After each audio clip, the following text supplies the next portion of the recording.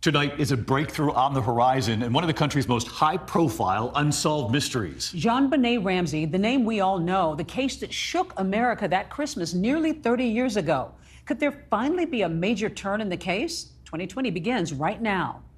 I just kept saying, no, no, ask God to raise her. I wanna be a cowboy sweetheart. JonBenet Ramsey, the story you can't forget, the case you think you know. With all that attention, all that scrutiny, why hasn't this crime been solved? One simple reason: the police have refused help that was offered, and it could have helped.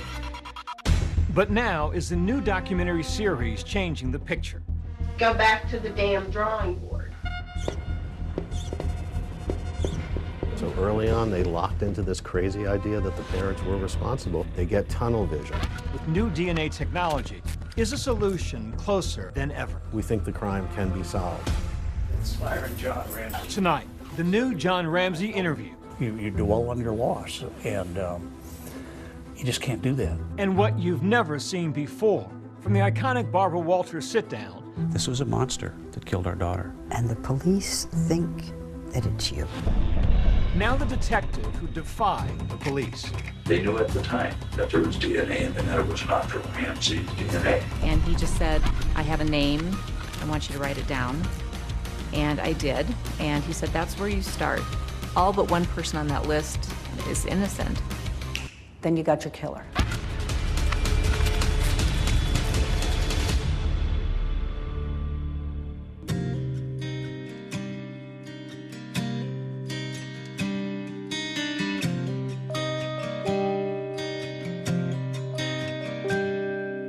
She was a beautiful child of God. We knew she was special. We knew she was going to make a difference. We certainly didn't expect it to be this way. And yet, here's a child who is known literally around the world. So she did become special. JonBenet Ramsey. She enjoys paintings, the rabbit. She is the special little girl, forever 6 years old. While JonBenet Ramsey remains frozen in time, her father has endured nearly 3 decades without justice, without answers, and without his daughter. I sat down for a new interview with the now 81-year-old John Ramsey. Hello, sir. Byron Fitz. Byron John Ramsey. I had JonBenet bless my life for 6 years, and she really was a blessing. Just an amazing little kid. She was daddy's girl. She was daddy's girl, big time. Do you allow yourself to think, what if this hadn't happened? I don't. I did run into one of her little friends on the street who was now, 30 and an adult. And that was a little bit of a jolt to think, wow, could have been JonBenet. She's still my little girl. That's the picture I have in my head when I think of her.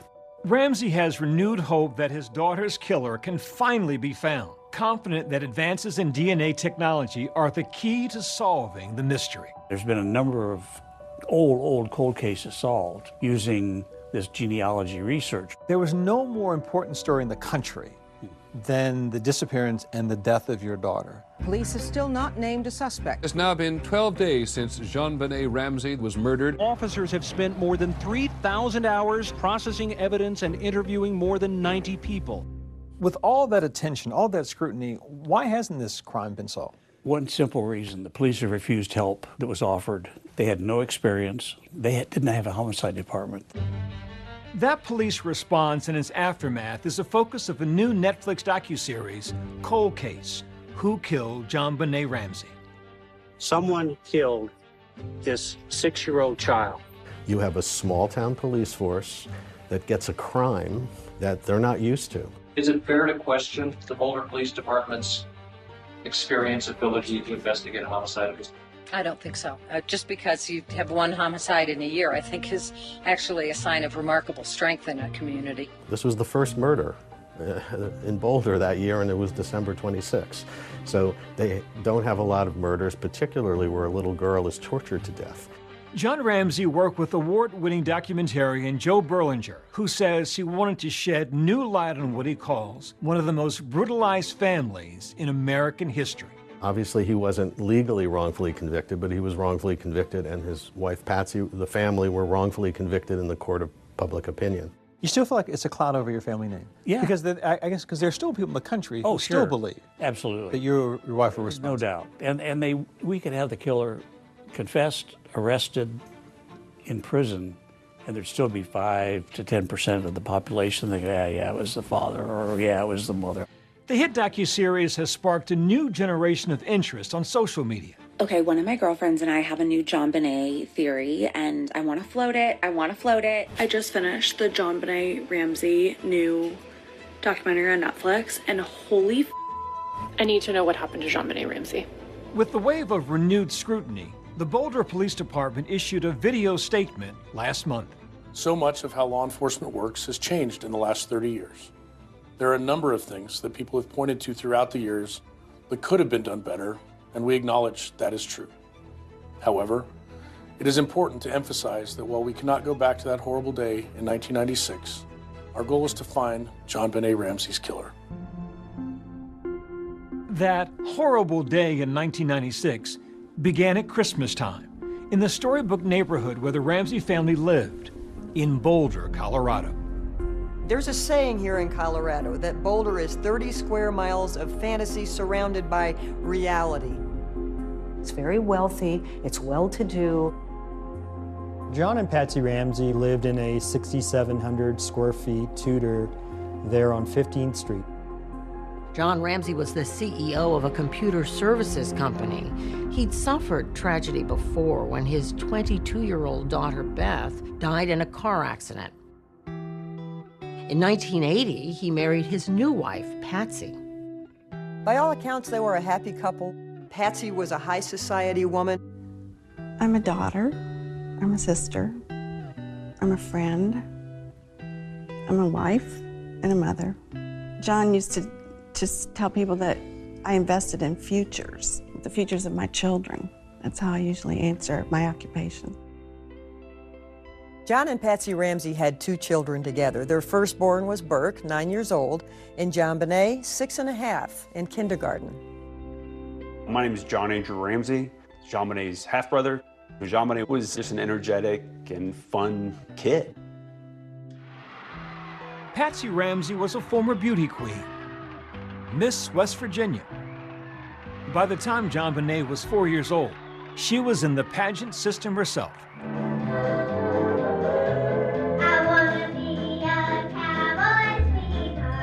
I really believe that if we hadn't seen the beauty pageant photos of JonBenet Ramsey, it might have just gone into the ether as another child murder. This one captivated us because we saw the beauty pageant pictures.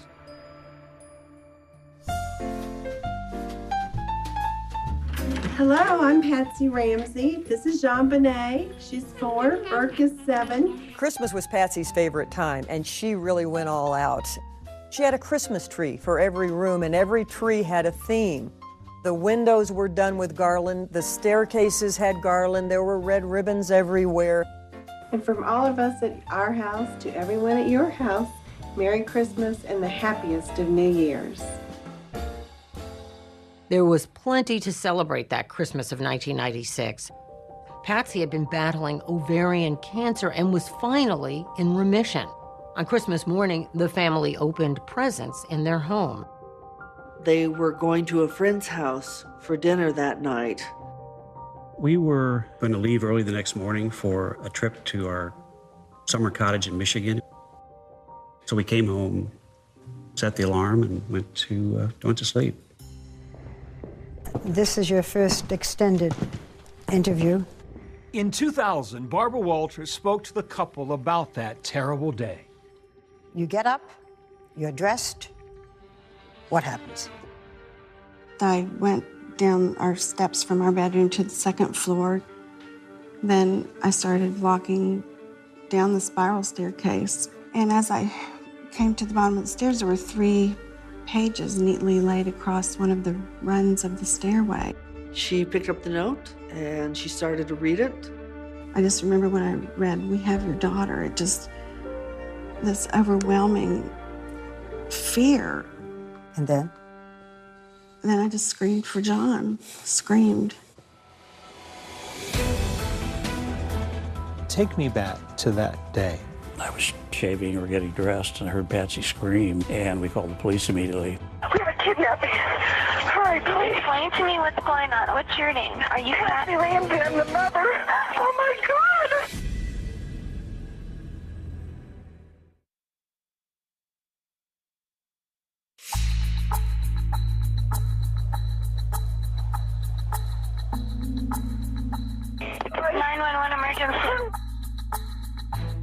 I was the call taker that night shift when the call came in.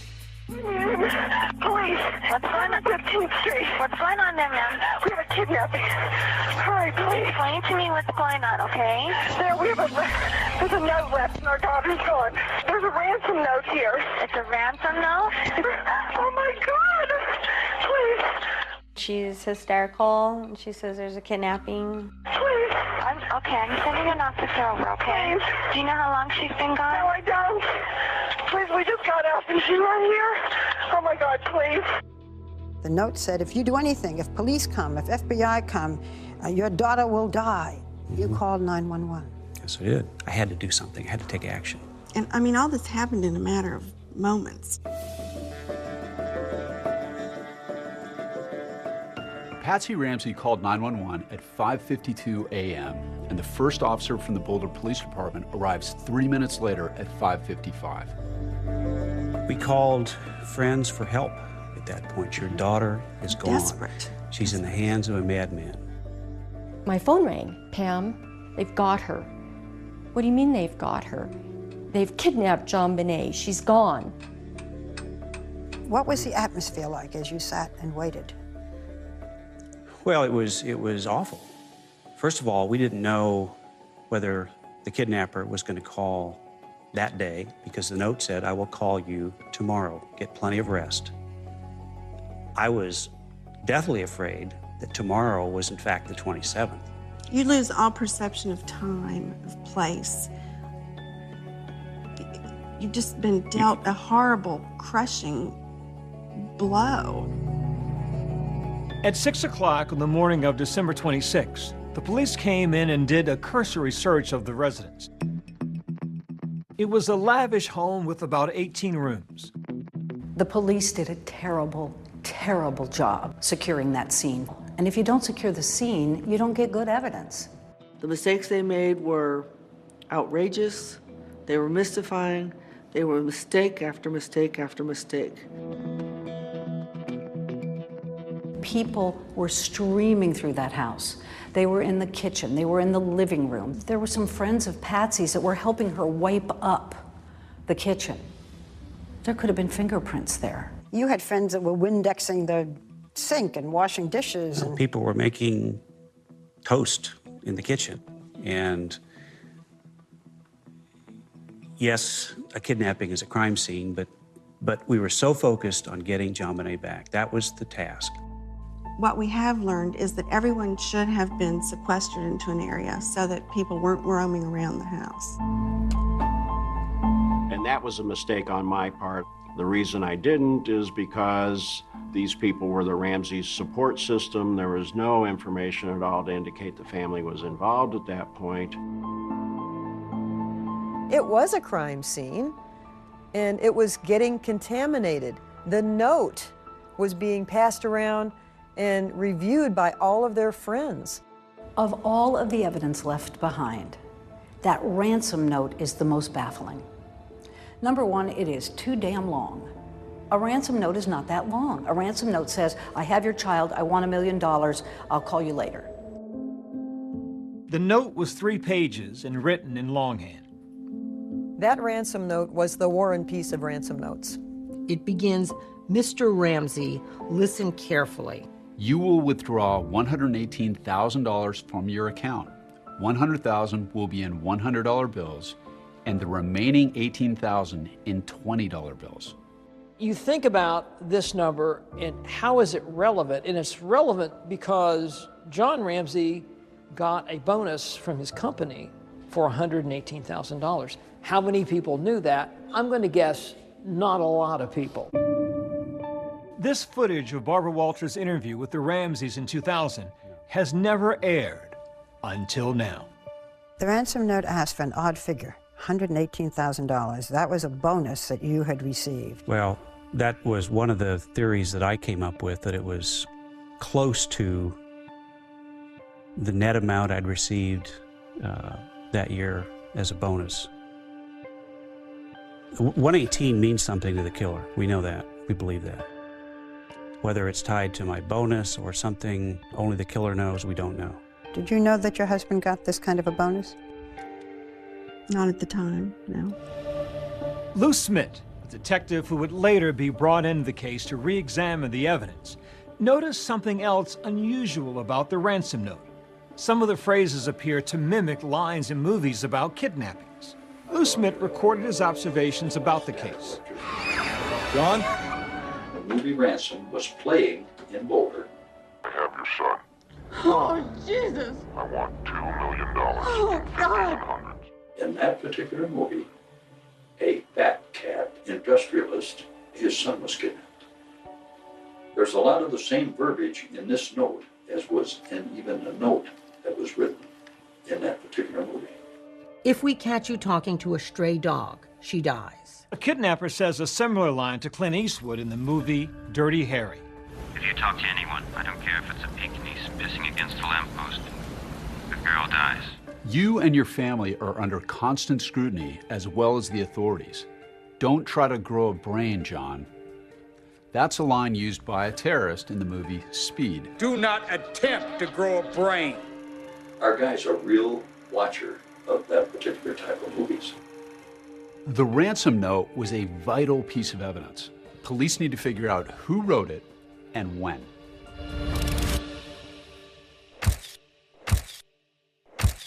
On the morning of December 26th, the minutes ticked by as the Ramseys waited to hear from the kidnapper. It was awful. The kidnappers had written that they would telephone you by 10 a.m. All I prayed for was that he would call. But it would be a discovery inside the house that would change everything.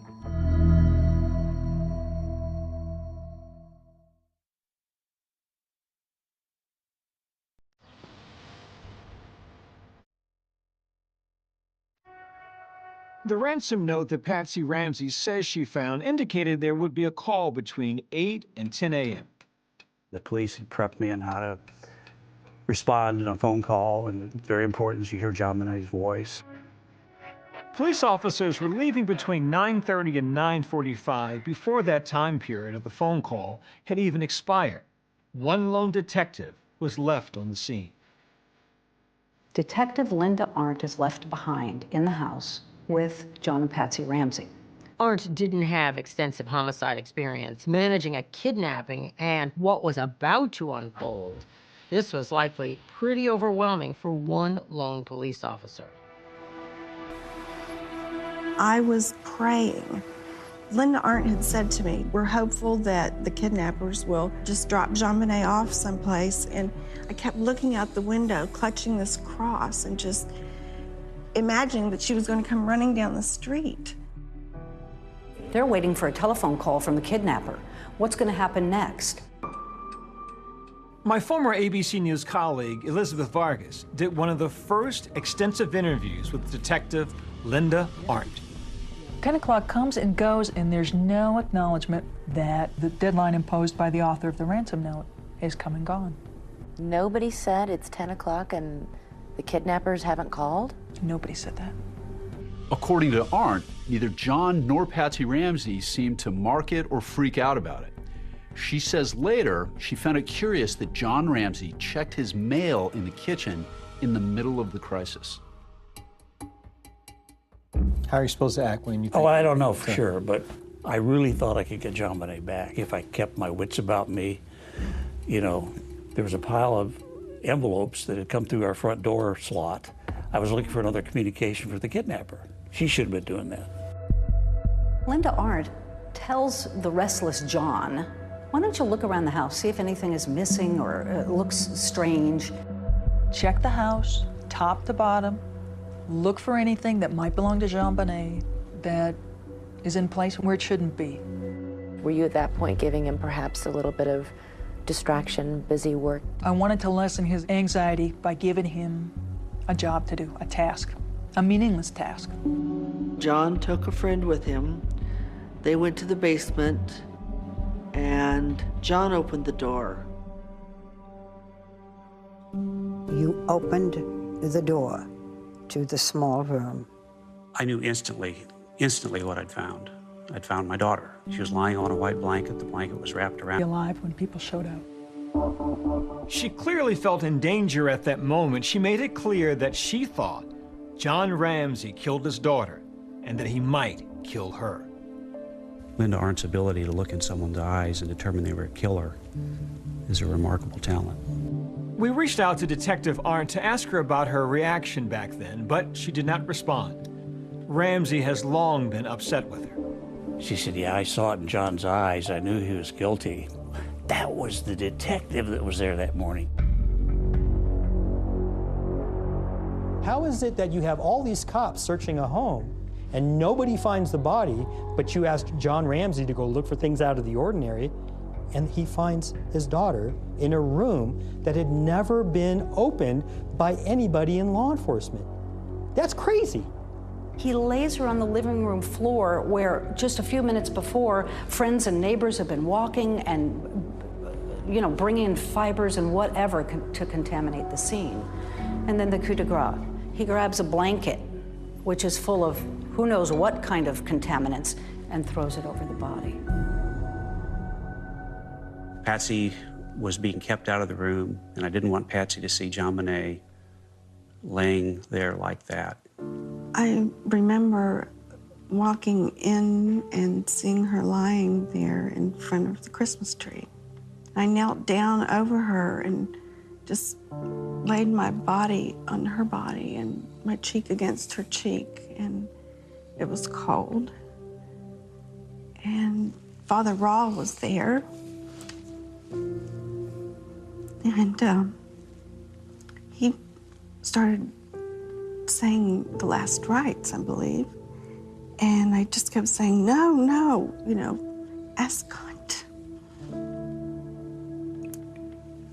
Ask God to raise her.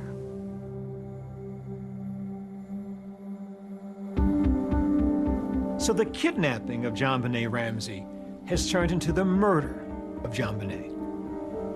JonBenet Ramsey was violated and murdered in a horrific way. Many injuries to this little girl's body. The x-ray of her skull shows a massive fracture. This is an 8-inch skull fracture, so we're talking a major blunt force. This is just a massive blow. But the ultimate cause of her death was strangulation with something called a garrote. It's a device of a string, and it's wrapped around what ends up being a piece of a paintbrush. And what happens is, as JonBenet is losing consciousness, she's leaning forward. And so this gets tighter and tighter, and you can see how it cuts into my hand. You can see exactly why it cut into her neck. And that ultimately, according to the ME, is what killed her. If you look at the autopsy report, JonBenet died while being tortured. She was alive while she was being tortured. There were signs that JonBenet had also been sexually abused. The broken pieces of paintbrush that were used for the garrote were also used to sexually assault her. There were 4 people in that house, and 1 died overnight. From the very beginning, they suspected the parents. Within minutes of JonBenet's body being found, this was who they were going to go after. And that's what they did. The police are thinking, we got to talk to those parents, and we got to talk to them right now before they start getting their story straight together.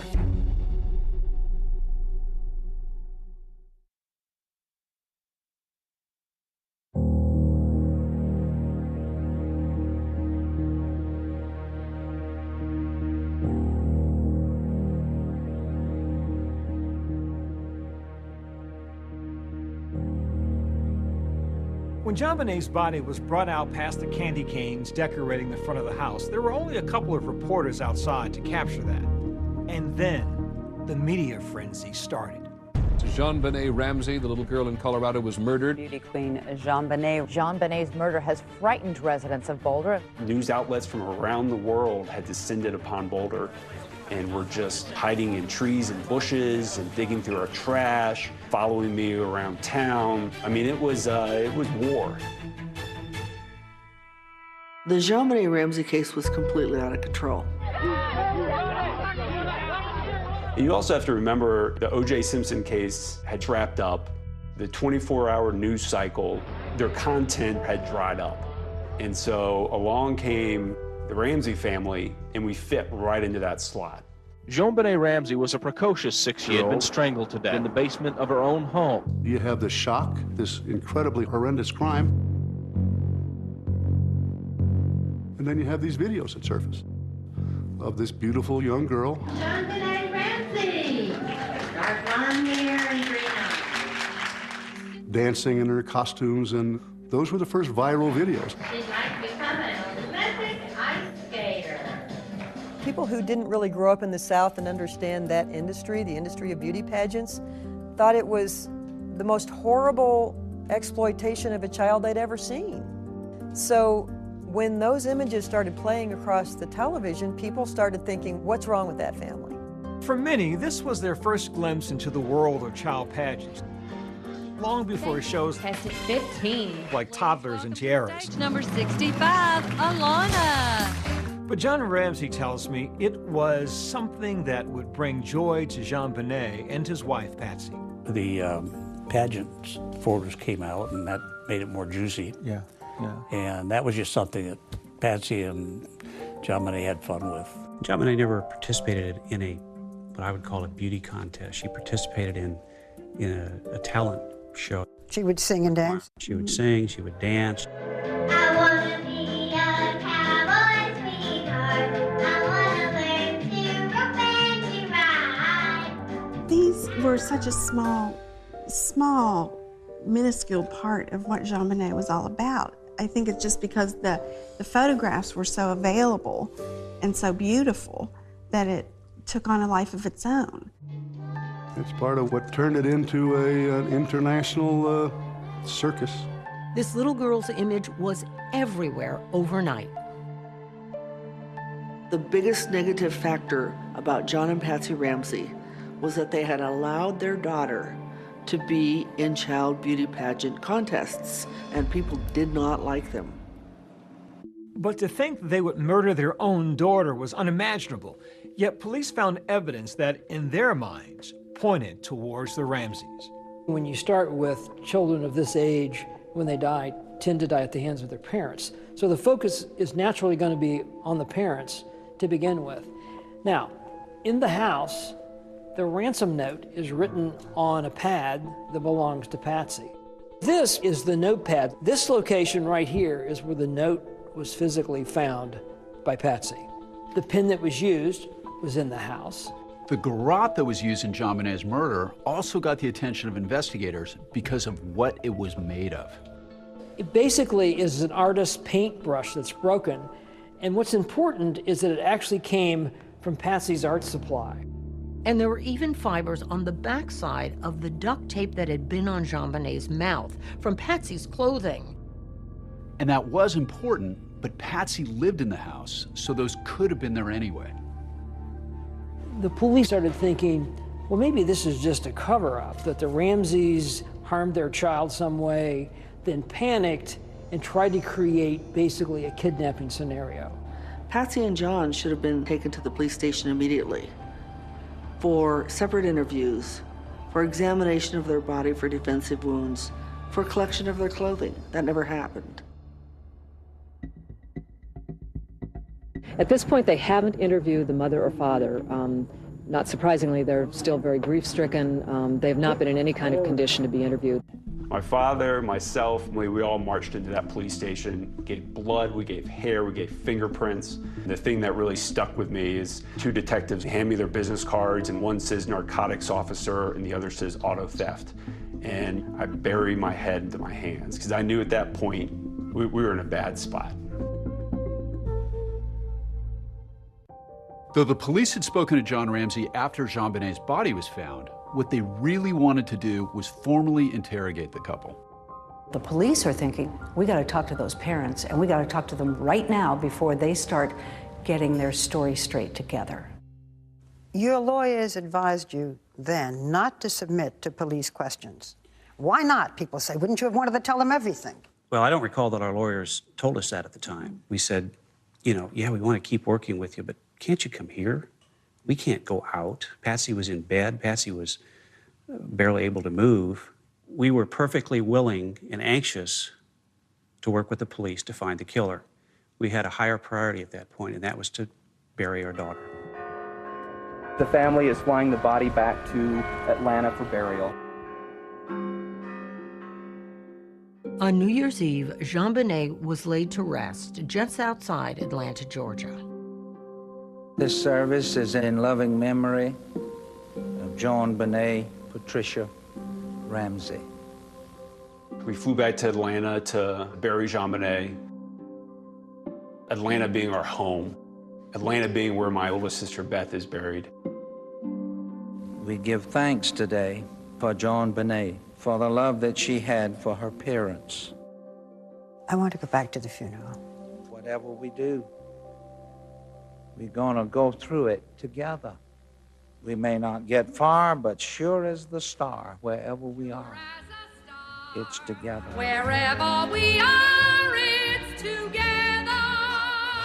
We sang that. She and I sang that together. We'd sing it driving in the car, and we just knew that we would always be together in everything. I wanted my children to know that I was with them through thick and thin, regardless of what happened in life. You know, unconditional love. Oh, look at that. You can go places now. Everybody wanted to see these parents. Everybody wanted to talk to these parents, especially the police. When you realized that you two were the prime suspects, what did you think?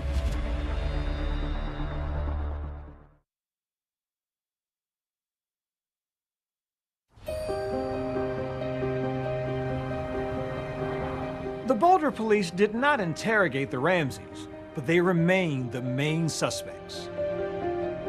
Many people found the Ramseys' behavior peculiar and suspicious, and from that, many presumed they must be guilty. When you realized that you two were the prime suspects, what did you think? What did you feel? What did you say? Well, we were outraged. We were shocked. How could they think that? We were a normal family. I just didn't believe it. You just can't believe it. I mean, you were suffering from having lost their child. And then for someone to accuse you, it's just, you can't believe that would happen. Then 6 days after the murder, they go on CNN and say they didn't do it. If anyone knows anything, please, please help us. We've sensed from our friends that this tragedy has touched not just ourselves and our friends, but many people. As a mother, my heart went out to this couple. And if I were a resident of Boulder, I will tell my friends to keep your babies close to you. There's someone out there. Some people thought it was odd they were talking to the public rather than to the police. You did an interview on CNN. Why did you do that? We did it reluctantly and at the insistence of some friends who could see that we were being painted as guilty. Unfortunately, at that time, we were so, when we look back at it, we were so distraught and medicated. It was probably not giving the impression that he had hoped we would achieve. Police end their 10-day search of the Ramsey house and remove the crime scene tape. It is unknown if the family intends to resume residency at the home. We have no comment on the whereabouts of the family at this time. Starting from the beginning of this case, we, the media, lapped up what the Boulder Police Department wanted to tell us about what they were doing in the JonBenet Ramsey case. For the most part, the police didn't say much. They didn't leak a lot of information. But when they did, it was major. They thought the mother did it.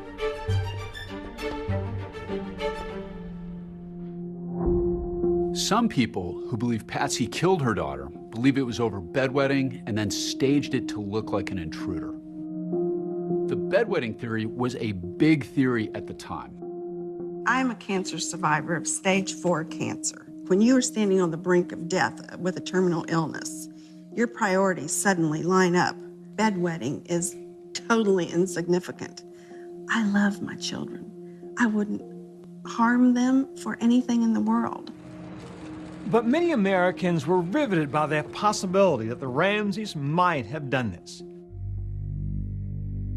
Some of the authorities have said that you staged this, that you loosely tied your daughter's hands, that you put the noose, the garrote, to make it look as if some terrible person had done this, that this whole picture was staged. Well, that's absurd. This was done by a terrible person. The garrote was deeply embedded in JonBenét's throat. Her hands were tightly bound. I couldn't get the knot untied. I tried to get it untied even before I brought her upstairs. And to say that we accidentally murdered our daughter and then staged this is nonsense. If we had staged it, why would we have disturbed it? Mr. and Mrs. Ramsey, did either of you have anything to do with the death of your daughter? No. No. Mr. Ramsey, did you kill JonBenet? No, I did not. Mrs. Ramsey, did you kill your daughter? No, I did not kill my daughter. How do you feel when I ask you these questions? Insulted, pain, hurtful. How can I tell you how much I love my daughter? I love her from the depths of my being. It's just unimaginable. There was a Gallup poll at the time that said something like 70% of the American public thought that you or your wife were guilty. I remember reading that. And it's like, well, I get it. That's what you were told over and over again. There's so many puzzle pieces here that just don't fit. Do you really think your daughter's murderer will be found? Yes, I do. Because the killer has never been pursued. An objective, wide investigation hasn't taken place. The parents have been focused on it. That's all that's been done. I think it's solvable. I really believe it's solvable given today's technology. There are a lot of people in this country who hope that that crime is solved in your lifetime. The suspect might be out there and be someone who's completely unknown, who has never been on anyone's radar. What we know is that just within a few mile radius of the Ramseys' home, there was approximately 38 to 40 sex offenders in that area. And the question is, have they all been completely vetted? And decades later, granddaughters of one of the investigators joined the search for the killer. There's a lot more evidence to cover and more myths to debunk. But I do want to get the truth out there. Was it an accident? Was it intentional? Premeditated? I want to say something to the person or persons that took this baby from us. The list of suspects narrows. Soon there will be no one on the list but you.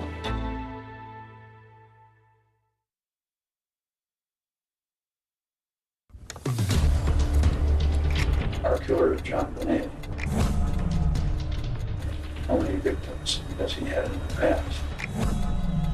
And how many victims is he going to have in the future? Tonight, the new focus on one of the most haunting unsolved cases of the last 30 years. Will the spotlight push the police for further DNA testing? I just need some specifics from the police. Are you doing this? Are you doing this? Now, new interviews. They targeted you, John. They wanted to hurt you. And they did that by killing your daughter. What you've never heard before from Patsy Ramsey. The police were more concerned with feeding the frenzy of media sharks every day than in finding the killer of our daughter. The detective who left the police to pursue his own investigation. Lou dedicated a big part of his life to finding JonBenét's murderer. Detective Lou Smith was like, whoa. He just said, I have a name. I want you to write it down. Is the answer in the list he left behind? Our grandfather was a detective on one of the biggest unsolved murders in our generation. Do you think if they'd taken the help offered 28 years ago, this case would have been solved by now? Oh, yeah. I have no doubt. It's a good opportunity to really find out who did this.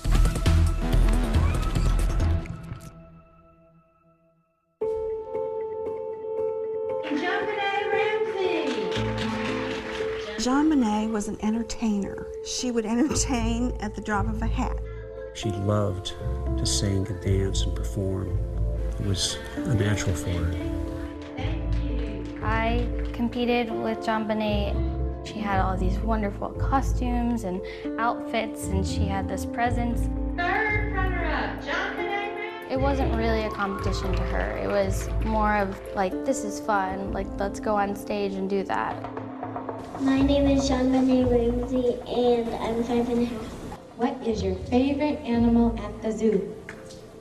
The monkeys, because they laugh and stuff and hang around. Today, JonBené Ramsey would have been 34 years old.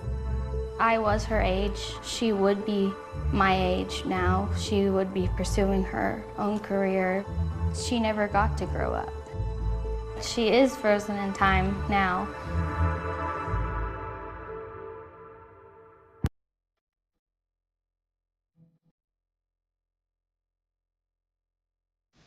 Well, the police were convinced pretty early on that Patsy and/or John were involved. And you had a district attorney's office that was saying, not so fast. And that created enormous tension between the two. Did you hear anything yesterday? I think there are some new developments. Alex Hunter, the district attorney, wanted someone to come in with fresh eyes in this case and look at it from the perspective of a defense attorney.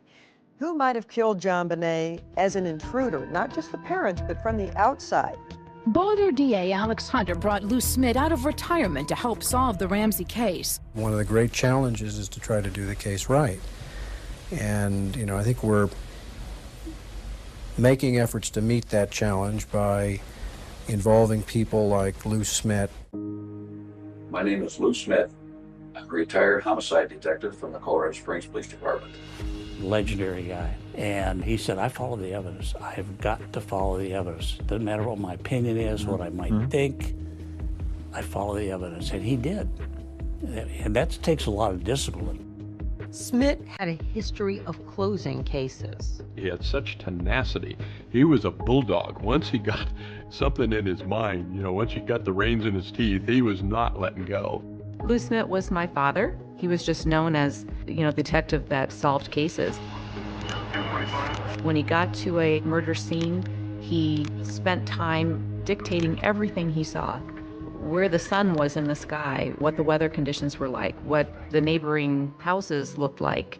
The legend of Lou Smith is now the stuff of podcasts with granddaughters Jessa and Lexi unspooling the crime for a new generation. He advocated for the victim and stood in their shoes. So that's why we've chosen The Victim's Shoes as our podcast name. Prior to this case, Lou Smith had investigated over 200 homicide cases that led to arrests and convictions. Lou dedicated a big part of his life to finding JonBenét's murderer. When he started his investigation, he felt like everybody else did, that it was probably one of the two parents. It seemed as though the parents were probably involved in it. I thought this would be a fairly easy case. I thought it would be a slam dunk. And I even remember talking to my daughter. I kind of joked with her, saying that, if somebody did get in the house, it must have been Santa Claus coming down the chimney. It was within a couple of days after my dad started on the investigation, when he had a chance to review pictures, the evidence, that he was already saying, I think that they need to look the other way. He was already noting in his journal that he felt that they needed to look at an intruder. Lou came up with the intruder theory. You can't think about that theory without associating it with Lou Smith. The first thing that stood out to him was an open window in the basement. There was a suitcase propped up against it. He didn't buy the Boulder Police Department's conclusion that no one could get in that basement window. he began to say maybe somebody did get into that house. And I'll show you how easily it can be done. So what did Lou Smith do? He went and climbed in the window himself with a camera rolling to prove that it could be done.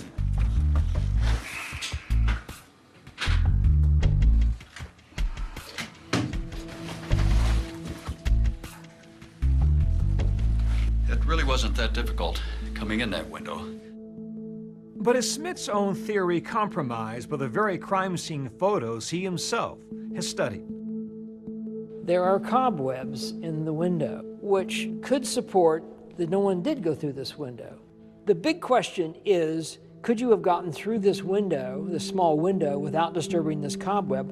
I think the answer to that is maybe. But the other important point is, how soon was this picture taken after John Bonet was killed?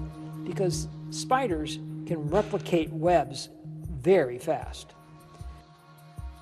Also found in the basement by Jean Bonet's body, a shoe print, a high-tech brand that did not match any of the shoes in the Ramsey's house. The investigators believe, and maybe rightly so, that that's the bad guy's footprint. The counter-argument is that footprint image could have been inadvertently left by police officers at the scene, but a more disturbing image in Lou Smith's investigation comes from 2 marks left on Jean Bonet's face and back. The marks themselves, both on the back and on the face, were the same distance apart. Suddenly a little light went on, and it was just like, wait a minute, it was a stun gun. Smith looked at other murders where a stun gun was known to have been used. He examined photos of a crime victim who had a known stun gun wound. And the marks are very similar to the face of John Bonet. He also looked into an experiment performed using stun guns on pigs. These marks were also the same as the marks found on John Bonet. When we did the pigs, we get perfect marks, just almost like on the back of John Bonet. This brings back our grandpa's whole motto that things are usually what they seem. Don't make it complicated. To make things less complicated, Smith transferred all his knowledge and thoughts about the case to VHS tape, leaving behind a 6-hour video presentation of his intruder theory. There's no reason at all for the Ramseys to use a stun gun, and the Ramseys don't have a stun gun. If it's not a stun gun, what is it? That's the question I always ask. You tell me what it is. Lou Smith stood up and said, wait a second, we need to look at this again. It actually is possible. It actually is plausible. And in his mind, it's actually the most likely scenario. But there have been challenges from the beginning of this case. There were published reports that the Boulder Police Department refused to accept assistance from outside law enforcement. Denver police called and offered 2 experienced homicide detectives to come work at Boulder under their direction full-time. They turned it down. Do you think if they'd taken the help offered 28 years ago, this case would have been solved by now? Oh, yeah. I have no doubt. I've been told by experienced homicide detectives over the years, this is not a hard case to solve, but they needed to be on it immediately. Lou Smith thought that the Ramseys were being targeted unfairly. Thought there was something drastically wrong. I had seen evidence of an intruder. One thing the police and the district attorney do agree on, both want the Ramseys to come in for a formal videotaped interrogation. And when that day finally comes, it gets heated. Go back to the damn drawing board. I didn't do it.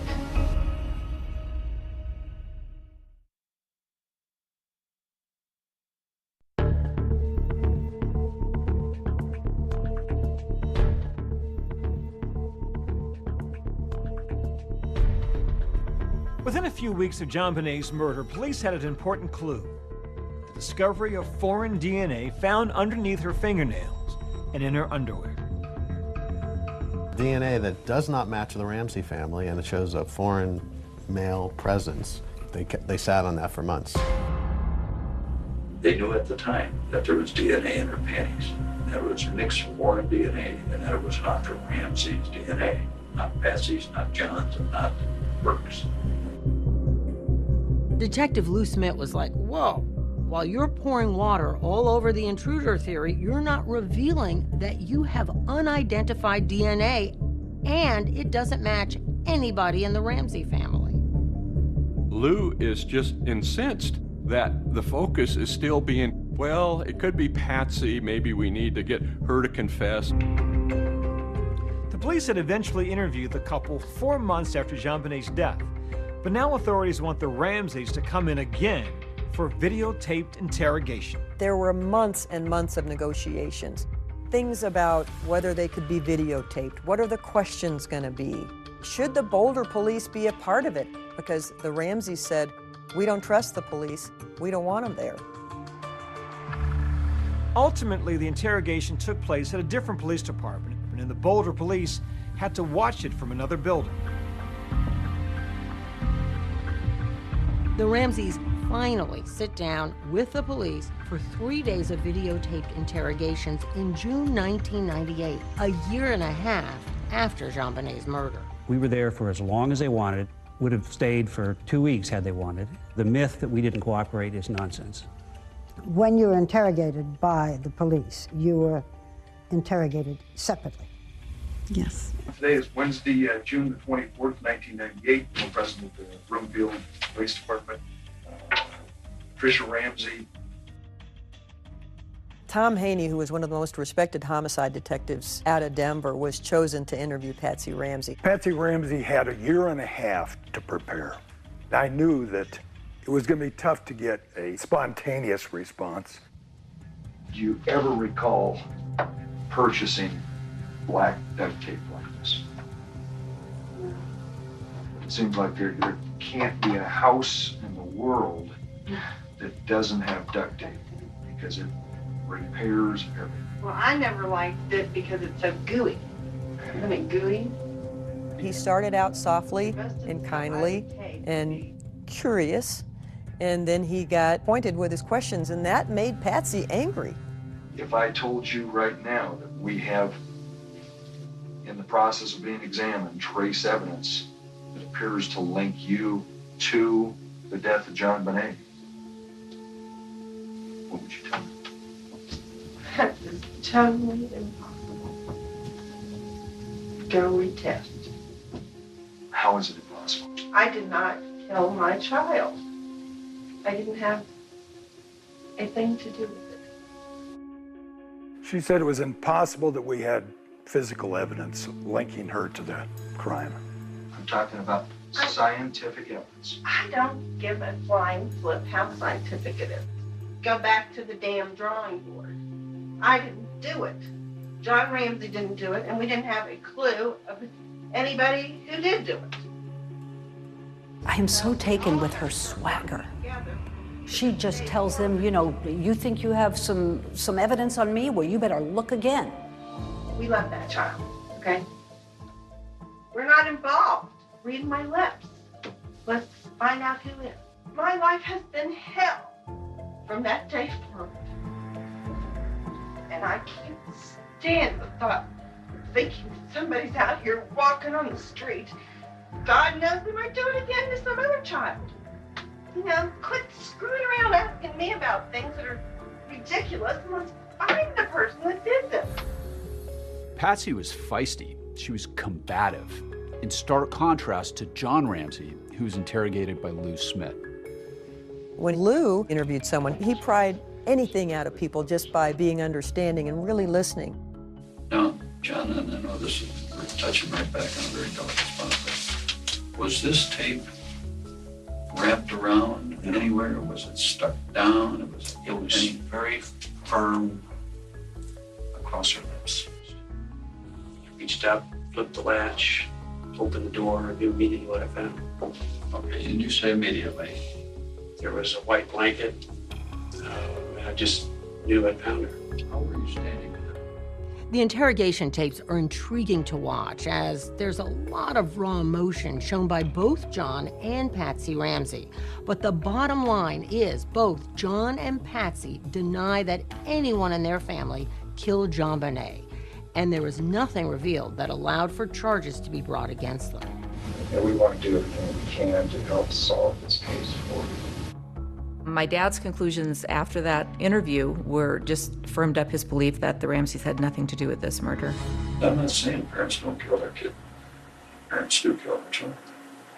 So But they're trying to say Patsy did it. Their actions before, during, and after are all consistent with innocent people. He didn't do it. My dad started getting frustrated as time went on because he felt that the case against the Ramseys was being slanted where no other evidence was coming in. I thought there was something drastically wrong and that there was a gross injustice in this case. I had seen evidence of an intruder in the house that night.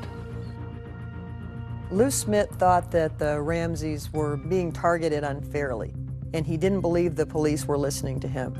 Smith so strongly disagrees with the prosecutor's focus on the Ramseys that he is resigning from the case, saying, "The case tells me John and Patsy Ramsey did not kill their daughter." He wrote a letter to Alex Hunter telling them that he couldn't be a part of the persecution of these people, is how he termed it. He wrote, "I intend to stand with this family and somehow help them through this and find the killer of their daughter." My dad may have resigned from the district attorney's office, but he never stopped work on the case. He walked in John Bonet's shoes, and he owed it to her, he felt, to continue his investigation. One thing Lou Smith fought to do was tell a grand jury his side of the story, the intruder theory. There were too many unanswered questions. In particular, that male DNA in John Bonet's underwear that didn't match anyone that they knew of. Who could it be?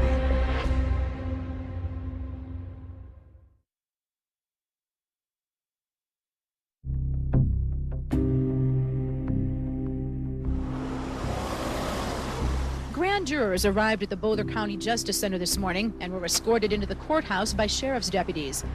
There was enormous pressure on District Attorney Alex Hunter to call for a grand jury, and it took him almost 2 years to actually call one. I think it was the media pressure and pressure from the police that forced him to make that call. A lot of work went into it. You have to remember, this case was happening just after other high-profile murder cases in the country. What did you think of your parents at that point by October 31st? I thought they were these great people that I had killed. From the Menendez brothers to O.J. Simpson. O.J. did it! Those high-profile cases were on most of the country's mind.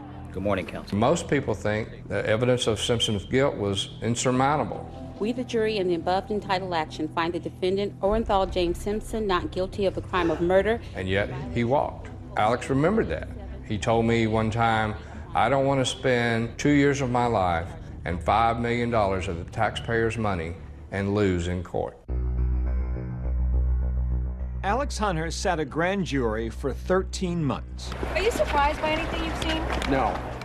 Over 13 months, those people heard over 100 witnesses. My name is Jonathan Webb. I was a grand juror on the John Benet Ramsey case. It bothers me that the murder of a little girl like this has gone on unsolved for essentially a quarter century. Members of the grand jury looking like detectives themselves as they finally toured the Ramsey house. From a crime scene perspective, it was very disturbing how she was found. She's on a concrete floor, a garrote around her neck, and she's 6 years old. That's pretty horrible. Webb told us that the grand jury spent most of their time focused on two main issues. First, who wrote that ransom note? We heard from 3 handwriting experts, and even though the handwriting experts couldn't definitively say that she wrote it, they all 3 came to the same conclusion that it could have been Patsy Ramsey.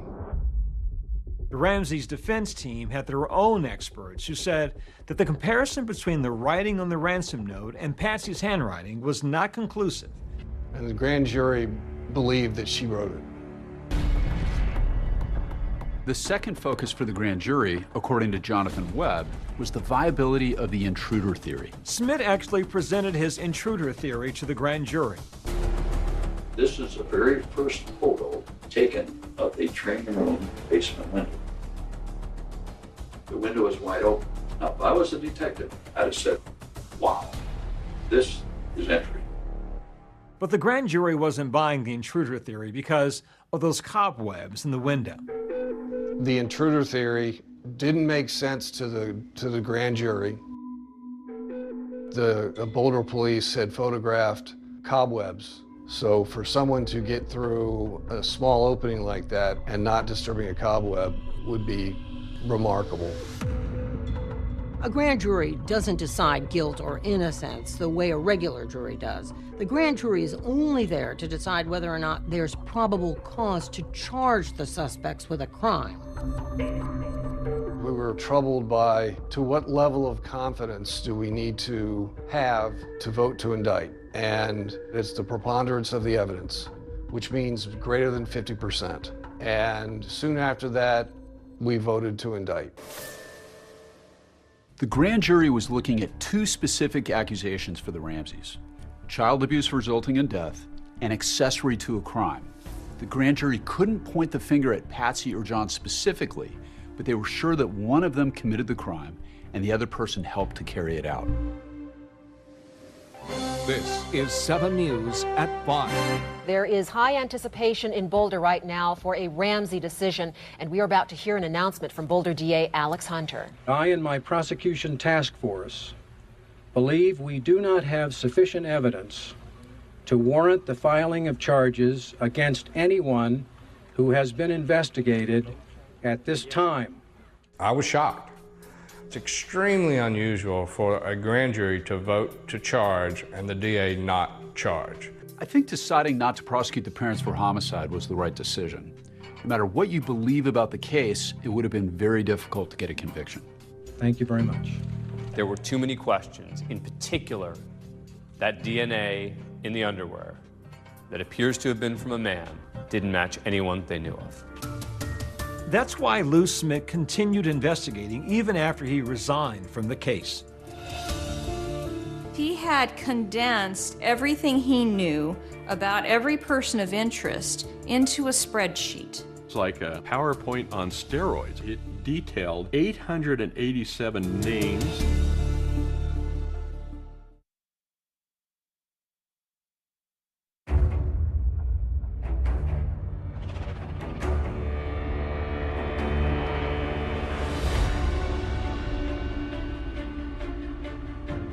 But I think what turned this whole case has always been DNA. The killer left behind, I believe, part of his DNA. On their podcast, Lou Smith's granddaughter spoke about his focus on the DNA in the case. Over nearly 13 years, Lou took all of the information that he had on this case and developed a database. In this particular murder, he thought that DNA would solve this case. And thanks to major advances in DNA, a number of big surprises were about to come to the case. What became groundbreaking at the time was a thing called touch DNA. Essentially, when someone touches something, the skin cells they leave behind can be tested. In 2008, the then district attorney for Boulder, Mary Lacey, decided to do a new round of DNA testing on JonBenét's pajama leggings. Remember, there was already DNA from an unknown male found under JonBenét's fingernails and in her underwear. But analysis of touch DNA on her leggings uncovered something new. DNA from at least one unknown male, maybe two.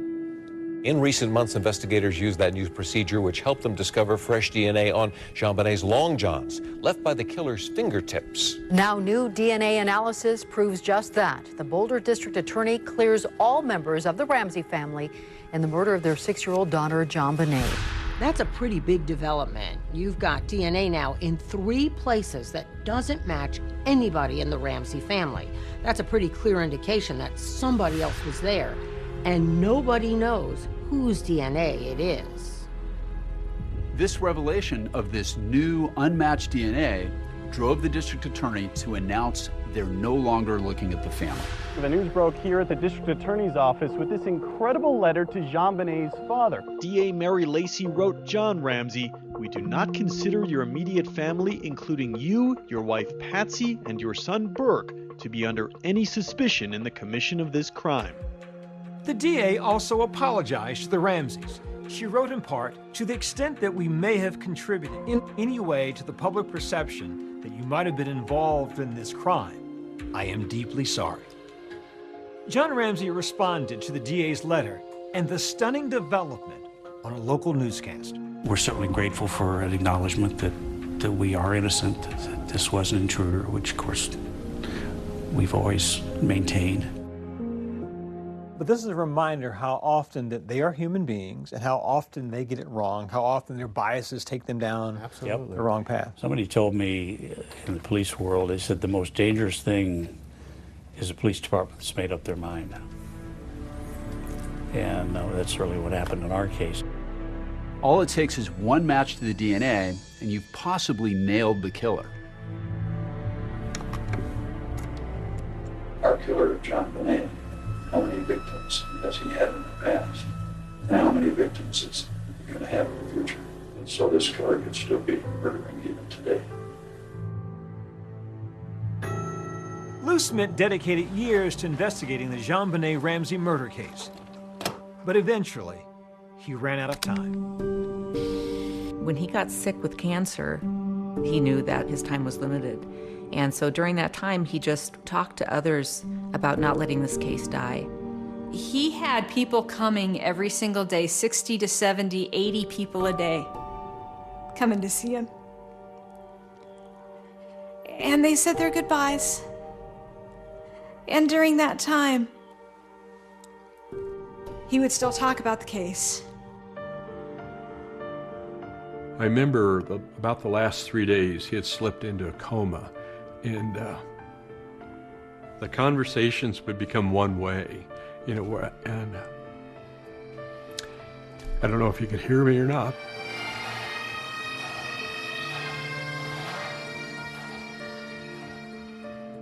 I'm John Ramsey. I had the opportunity to visit Lou a week before he died. Remarkably, during that time together, Lou talked a lot about the case. He hadn't given up. He never gave up. Lou Smith's legacy lives on, and his tenacity to solve this case was passed on to his daughter, Cindy Mara. And he just said, I have a name. I want you to write it down. And I did. And he said, that's where you start. You know, we'd be glad to pay that. We don't have that electronic report, so we would need Boulder to send it. After my dad died, you know, a couple of us, our family, and then some of his old homicide partners, we just formed a team. You want to go down to number 2, because that is an in-state one. Yep. What we all share in common is that commitment to fulfill Lou's dying wish, that this case doesn't die with him. And I think it's that devotion, that respect, that love for Lou is what keeps our team moving forward. According to investigators, there were other possible suspects, including a local Santa in town who had previous interactions with the Ramseys. There's no way in the world that I could be involved in the death of this little girl. I adored her. But there's another man who comes forward who claims he's responsible for JonBenet's murder. I love JonBenet, and she died accidentally.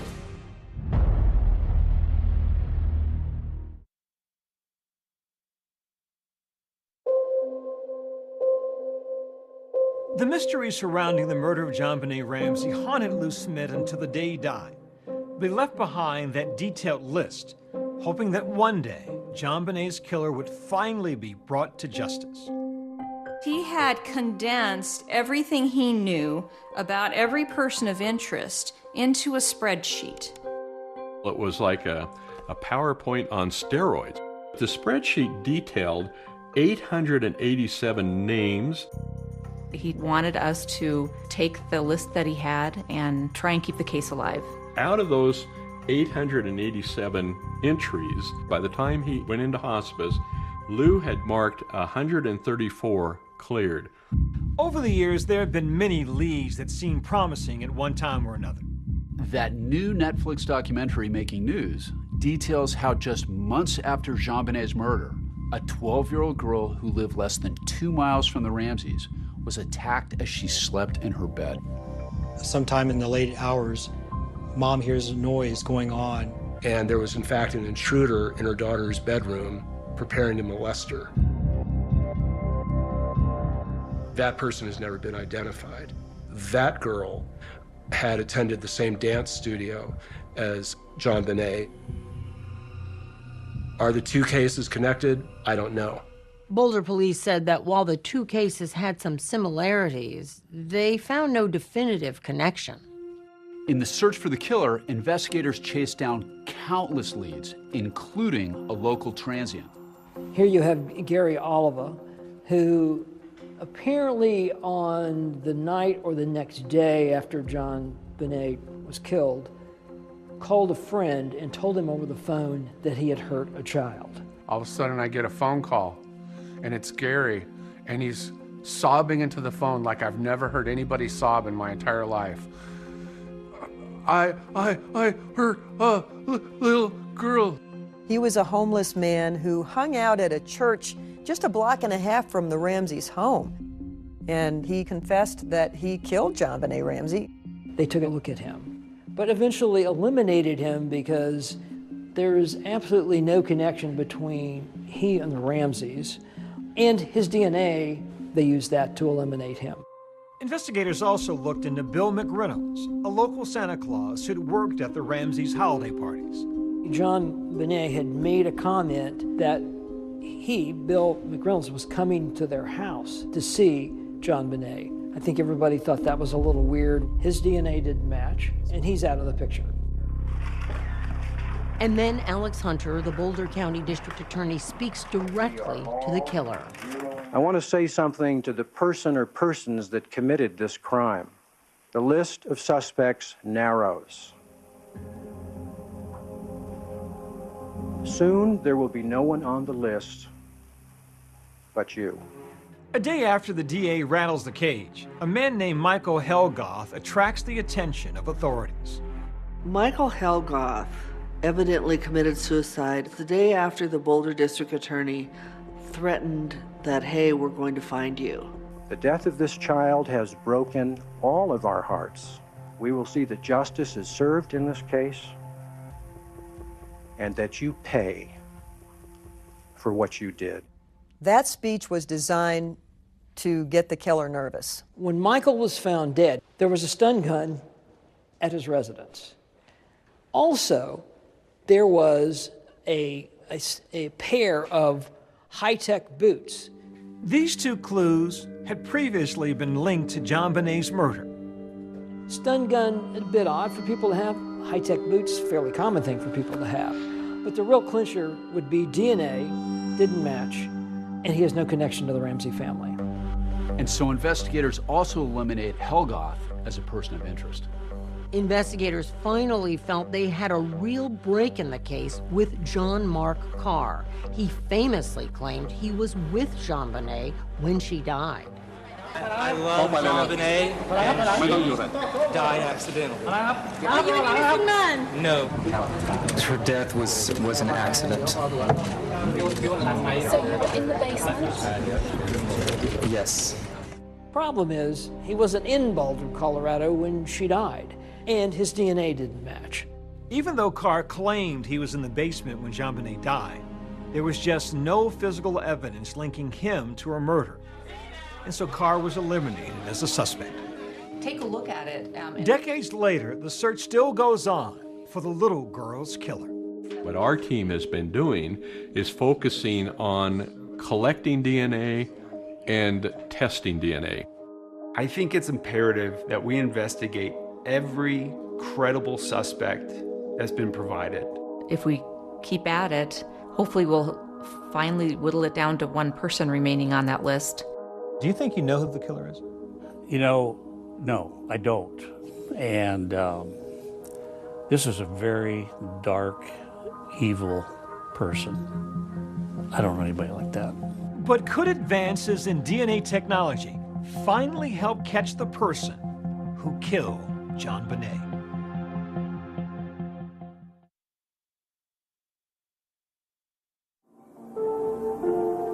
The John Benet Ramsey case is just as mysterious today as it was in 1996, when her devastated parents were left with tiny mementos from their daughter to hold on to.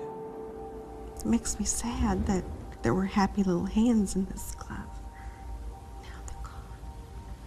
So the memories bring tears to your eyes, but you're also a little more at peace? I don't know. I don't think I will be at peace until we find out who did this.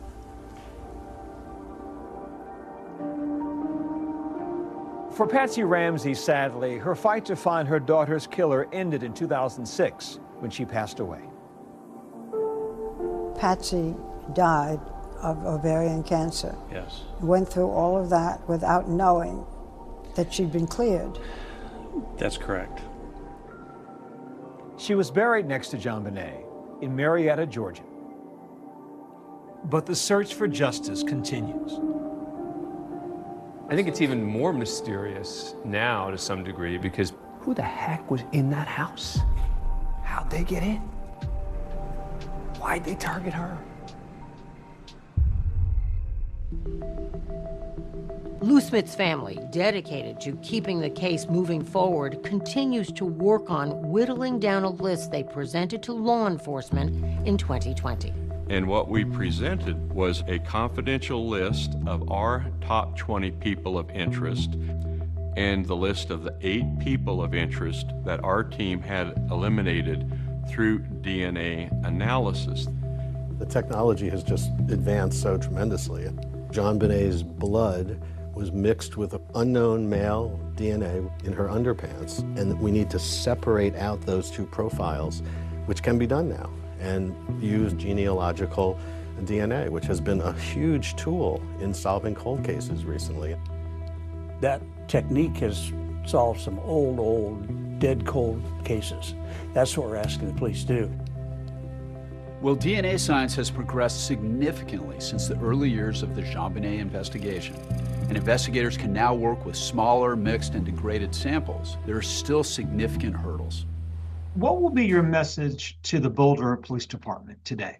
Look, just tell us, are you using one of these very cutting-edge labs to do additional DNA testing? If you are doing additional DNA testing, that's all I need to know.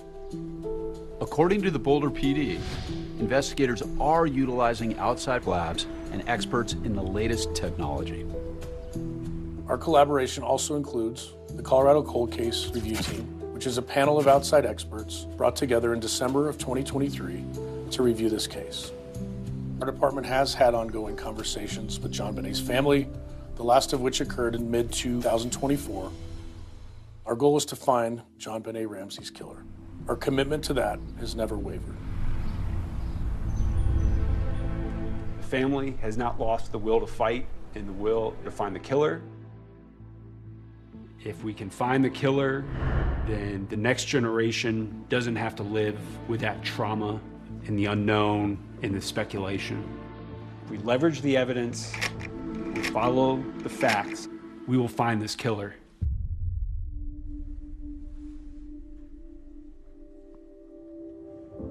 My dad certainly suffered a tremendous amount, but I think he's focused on life today and enjoying life with his family and grandkids, and he's remarried.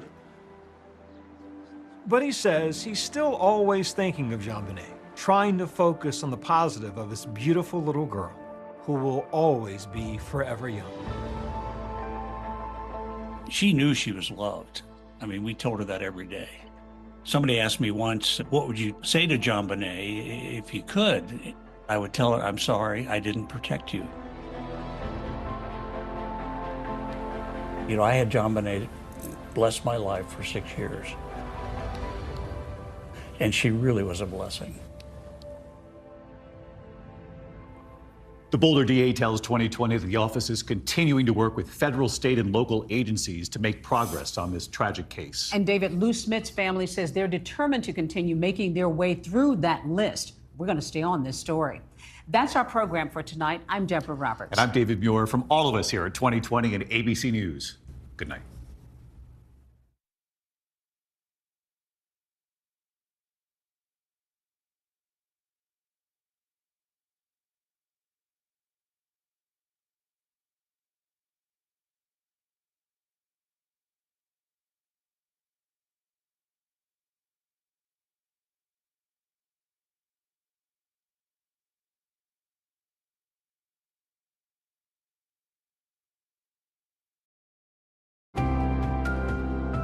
A loving father of 2.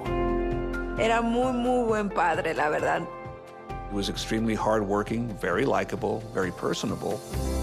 is ruthlessly killed outside his home. There was numerous gunshot wounds to his upper torso. Whoever shot the victim was extremely angry and was sending a message. Detectives hunt a cold-blooded murderer. We identified the weapon as an AK-47. We received a text message that said, "Nobody messes with me." People were fearing for their lives because the killer was still out there. The question starts to creep in of, is this one that may never be solved? Then, one phone call changes everything. He said that he was in fear for his life, for what he was going to tell us. We thought, wow, this is the first break that we've had. Exposing a killer no one saw coming. It hit you in the gut. It was somebody that you just never really would have expected. Le quitó un padre y a mí la mitad de mi corazón. Come out here to go skiing, snowboarding, and in the summer months, it's hiking, bicycling, fishing. It's beautiful, the weather's always sunny. There's always an outdoor aspect that is just the most beautiful thing you've ever seen. One early fall morning in 2016 turns into a nightmare for the town of Mammoth. Mammoth Lakes Police Department received a 911 call at approximately 1:50 in the morning, reporting just hearing a series of rapid gunfire and that a neighbor across the street had been shot. Police and first responders raced to the scene. Patrol officers found the victim lying in the driveway, and he was lying face down in his own blood. You had an individual who'd been shot multiple times and the victim's wife standing there, and she's hysterical. Y yo quise abrazar a Omar, me acuerdo. Y alguien dijo, no lo toques, no lo toques. Yo le dije, pero ¿y por qué no? Si es mi esposo. Quiero saber que él esté bien. Paramedics arrive and try to resuscitate the victim. La ambulancia llegó rápido, pero como Omar recibió muchos disparos en el cuerpo, Omar ya había muerto cuando ellos llegaron. Police learn the victim is 35-year-old Omar Hernandez, and a homicide investigation is launched. When I arrived on scene, I've never seen anything like that. Omar had approximately 15 gunshot wounds to his body. There were bullet impact marks all over. In total, there was 30 shell casings that were found. The victim was laying alongside his vehicle. There was numerous gunshot wounds to his upper torso. His vehicle was still running, coffee cup still laying there, all indications that he was getting ready to go somewhere. What was also noticed was there were divots that were in the asphalt and in the driveway. We definitely got the feeling that as the victim laid there, he was continuously being shot. I felt like it was extremely personal. Whoever shot the victim was extremely angry and was sending a message. The shell casings provide another surprising but valuable clue. The caliber of the bullet that was used, that only comes from a high-powered assault rifle. It was a 7.6 millimeter round, so we believed it had to be an AK-47. To have a weapon of that sort here in Mammoth, I thought was extremely unusual because those are assault weapons. Those are not hunting rifles. We thought it was potentially gang-related, possibly some sort of hit that somebody definitely wanted to get the job done. Could this have been a planned execution? Detectives try to speak with Omar's wife, Gladys. Gladys was hysterical, extremely upset, unable to talk, and she was screaming. Estaba devastada por mi dolor, devastada por el dolor de saber que Omar había muerto. Y estaba, pues, perdida porque decía, ¿por qué? ¿Por qué le hicieron esto a Omar? Born in 1980, Omar was raised by a single mother in Guadalajara, Mexico, but knew his destiny lay elsewhere. El sueño de Omar era exacto, venir a Estados Unidos, porque sabía que aquí había más oportunidades. Su visión era crecer, salir adelante y sacar adelante a su mamá. When Omar was 18 years old, he headed to Mammoth on the advice of a friend, and for 8 years had been successfully working his way up at the same company. Omar had a good job here in Mammoth. He was a supervisor at the Vaughn's grocery store, which is the main grocery store in Mammoth Lakes. He was extremely hardworking, very likable, very personable. At work, Omar was known to be a kind and caring, almost big brother figure to a lot of the employees that he supervised. He took them under his wing and really tried to help them feel like they belonged. In 2006, Omar met Gladys Gastelum, and romance quickly blossomed. Lo conocí y amor a primera vista. Sentí que era una gran persona, un hombre increíble. Omar and Gladys started a family, welcoming the arrival of 2 sons. Omar, como padre, era fantástico. Era muy, muy buen padre, la verdad. The young family had a bright future, starting with an event planned for just days after Omar's murder. Venía toda mi familia de México. Íbamos a bautizar a Mateo. Yo estaba emocionada por el bautizo de mi hijo y porque venía toda mi familia. Instead of a celebration, Omar's loved ones must now organize a funeral. Looking for answers, detectives questioned Gladys about the hours leading up to the shooting. She had gone to visit a family member, and Omar stayed home, and she came home right around 10 or 10:30 p.m. that night, and Omar was sleeping. He was trying to get a good night's sleep before the night shift. According to Gladys, at approximately 1:30 in the morning, Omar had gotten up, made himself some coffee, and went outside to start the car, to warm it up. Omar siempre entraba a despedirse y me dio un beso y me dijo, te amo. And then shortly after he exited the back door to go to work, she heard the loud gunfire that made her jump up. Se escucha una ráfaga de muchos disparos y yo me paro asustada. Yo nada más pedí a Dios que no fueran para Omar, que cuidara a Omar porque iba saliendo de mi casa. So she got dressed really quick, ran outside, and that's when she saw Omar lying face down in the driveway. Y empiezo a gritar ayuda, por ayuda, ayuda, ayuda. Y le dije al vecino, llama al 911, porque Omar no está bien, algo le hicieron a Omar. Le dije, le dispararon a Omar. When police ask if anyone held a grudge against Omar, Gladys's response is immediate. The name of Saul Morales came up. Saul Morales had a problem with Omar because Saul had always accused Omar of having an extramarital affair with his wife, Rosalinda, who was also an employee at the Vons supermarket.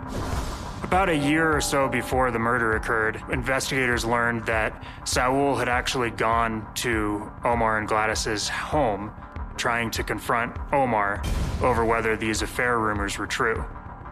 There were disputes between Omar and Saul. Gladys tells investigators that Saul's behavior had been disturbing. Saul had confronted her, told her that my wife is having an affair with your husband.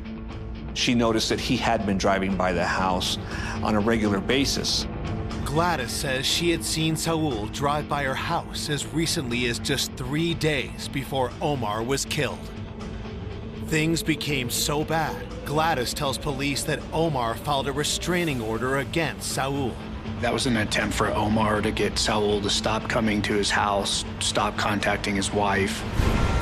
Could Saul's jealous rage have driven him to murder?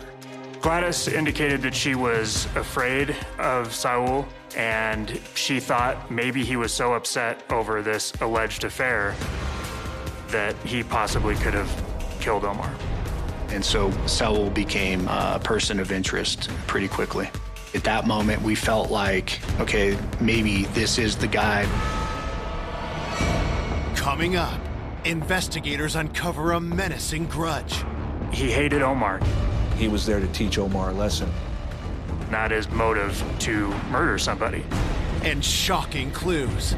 The sedan pulled over near where the crime scene occurred. It was the same vehicle that we'd seen in the video surveillance. The shell casings recovered were fired from the same gun. Before a surprise confession reveals a cold-blooded killer. He described how he just continued to shoot. Nunca imaginé que él hubiera hecho algo tan desgarrador, algo tan triste. That was alarming. I knew right then it was huge. Hernandez was gunned down in his own driveway. His wife Gladys has pointed police towards a possible killer. Saul Morales was the first suspect in this case because his wife, Rosalinda, had reportedly been having an affair with Omar. We found out that Saul confronted Omar about the affair. Saul told Omar to leave his wife alone. Omar was upset that Saul had come over to his house while his kids were home. There was a fight that broke out between them and police were called. Officers arrived on scene and they were separated. No charges were filed, but there still was a documented incident. Gladys did not believe that Omar really did have an affair with Rosalinda. But the important thing was if Saul believed it to be true, then that is motive to murder somebody. Needing more information about the alleged affair, investigators head to Omar's workplace. The coworkers described Omar as a nice guy, got along with everybody. The manager described Omar as a very hardworking person dedicated to the job, was that employee that worked over and beyond what was required of him. The manager did tell me that he had heard the rumors about Rosalinda and Omar's extramarital relationship. And also, he did bring up the fact that at times he would see Saul in Vaughn's walking through the aisles as though he wanted to catch Omar and Rosalinda together. Learning Saul's wife, Rosalinda, happens to be working her shift at the store, detectives pull her aside for an interview. She was very, very emotional. Rosalinda found out about the murder when she came in to work and became very upset. Investigators confront Rosalinda about the rumors. Rosalinda denied that there was ever an affair or that there was any sexual relations between her and Omar. She said that her and Omar's relationship was purely platonic and that her and him had been best friends, and that's the extent of their relationship. Rosalinda definitely gave me the sense that she was nervous. In talking to Rosalinda, she appeared to be holding back. At this point, investigators weren't sure whether the affair was a rumor or whether it was true. It seemed like the jealousy involved in the case could have been enough for murder. When you see a murder that gruesome, with that many bullets and that much violence, it comes out of some strong emotion. Police know that even if Saul had motive for murder, he also needed the opportunity.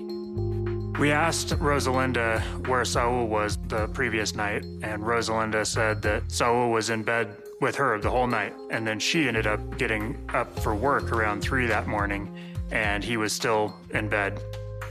I wouldn't say that that particular alibi was rock solid, so interviewing him was very important, just to find out if their stories matched. Investigators bring Saul down to the station. When I interviewed Saul, he was extremely calm, extremely courteous, and extremely cooperative. He was very forthcoming about the altercations that had occurred with Omar in the past, and that he was afraid that Omar had had an affair with his wife. Investigators ask Saul to account for his movements in the hours leading up to the murder. Saul claimed that he had gone to visit his uncle, and he was with his uncle throughout the night before coming home, and went to bed right around 11 o'clock that evening. He said that he was asleep in his bed on the night of the murder and had nothing to do with it. He voluntarily provided a DNA reference sample to exclude him. Getting DNA from Saul was extremely important because he was a prime suspect in the shooting, and because with fingerprints coming off the bullet casings, you could match the DNA. Saul also allows detectives to search his home. I searched the house for weapons, ammunition, or any evidence that could tie him to the crime. But I never found anything that would lead me to believe he had weapons or ammunition in the house. When the results come in, Saul's DNA does not match the DNA found on the spent shell casings. His story seemed to be making sense. It seemed to be consistent. There was no indicators that he was lying to us. And so we didn't have anything to really move on. I didn't find him to be suspicious. He just wasn't connecting the dots for me. And from my training and experience, he did not give me any indication that he was involved in the shooting. And so that was really frustrating. With detectives forced to put Saul on the back burner, they revisit the theory that Omar's murder could have been a professional hit. The weapon used, the AK-47, it's a weapon of murder, a weapon of violence. And so the nature of that weapon alone made people think this has something to do with a gang. Because of the brutal nature of the crime, something we were looking at, is this the cartel? Is this a paid hit? It's gotta be big because of the way it was done. His home in Mammoth Lakes, California, now suspect he might have been targeted by a criminal gang.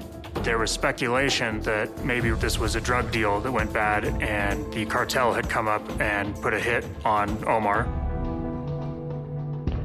Investigators went looking through Omar's background to see if there was any drug affiliations or anything that could have been tied to organized crime.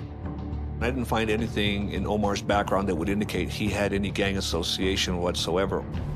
No pertenecía a pandillas, él era una persona tranquila, no usaba drogas, no usaba nada. Investigators move on from the gangland hit theory. Several days later, they discover their security camera footage from a building near Omar's home and hope the video will provide new leads.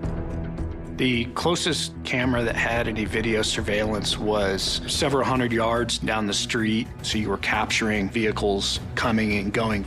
Unfortunately, there were no cameras that were able to actually capture the crime as it occurred. What the security footage documented was a vehicle circling the area several times prior to the shooting. We had what we believed was a light-colored four-door sedan. We felt pretty confident that it was a Toyota Camry or Toyota Corolla. We felt like that vehicle possibly was involved.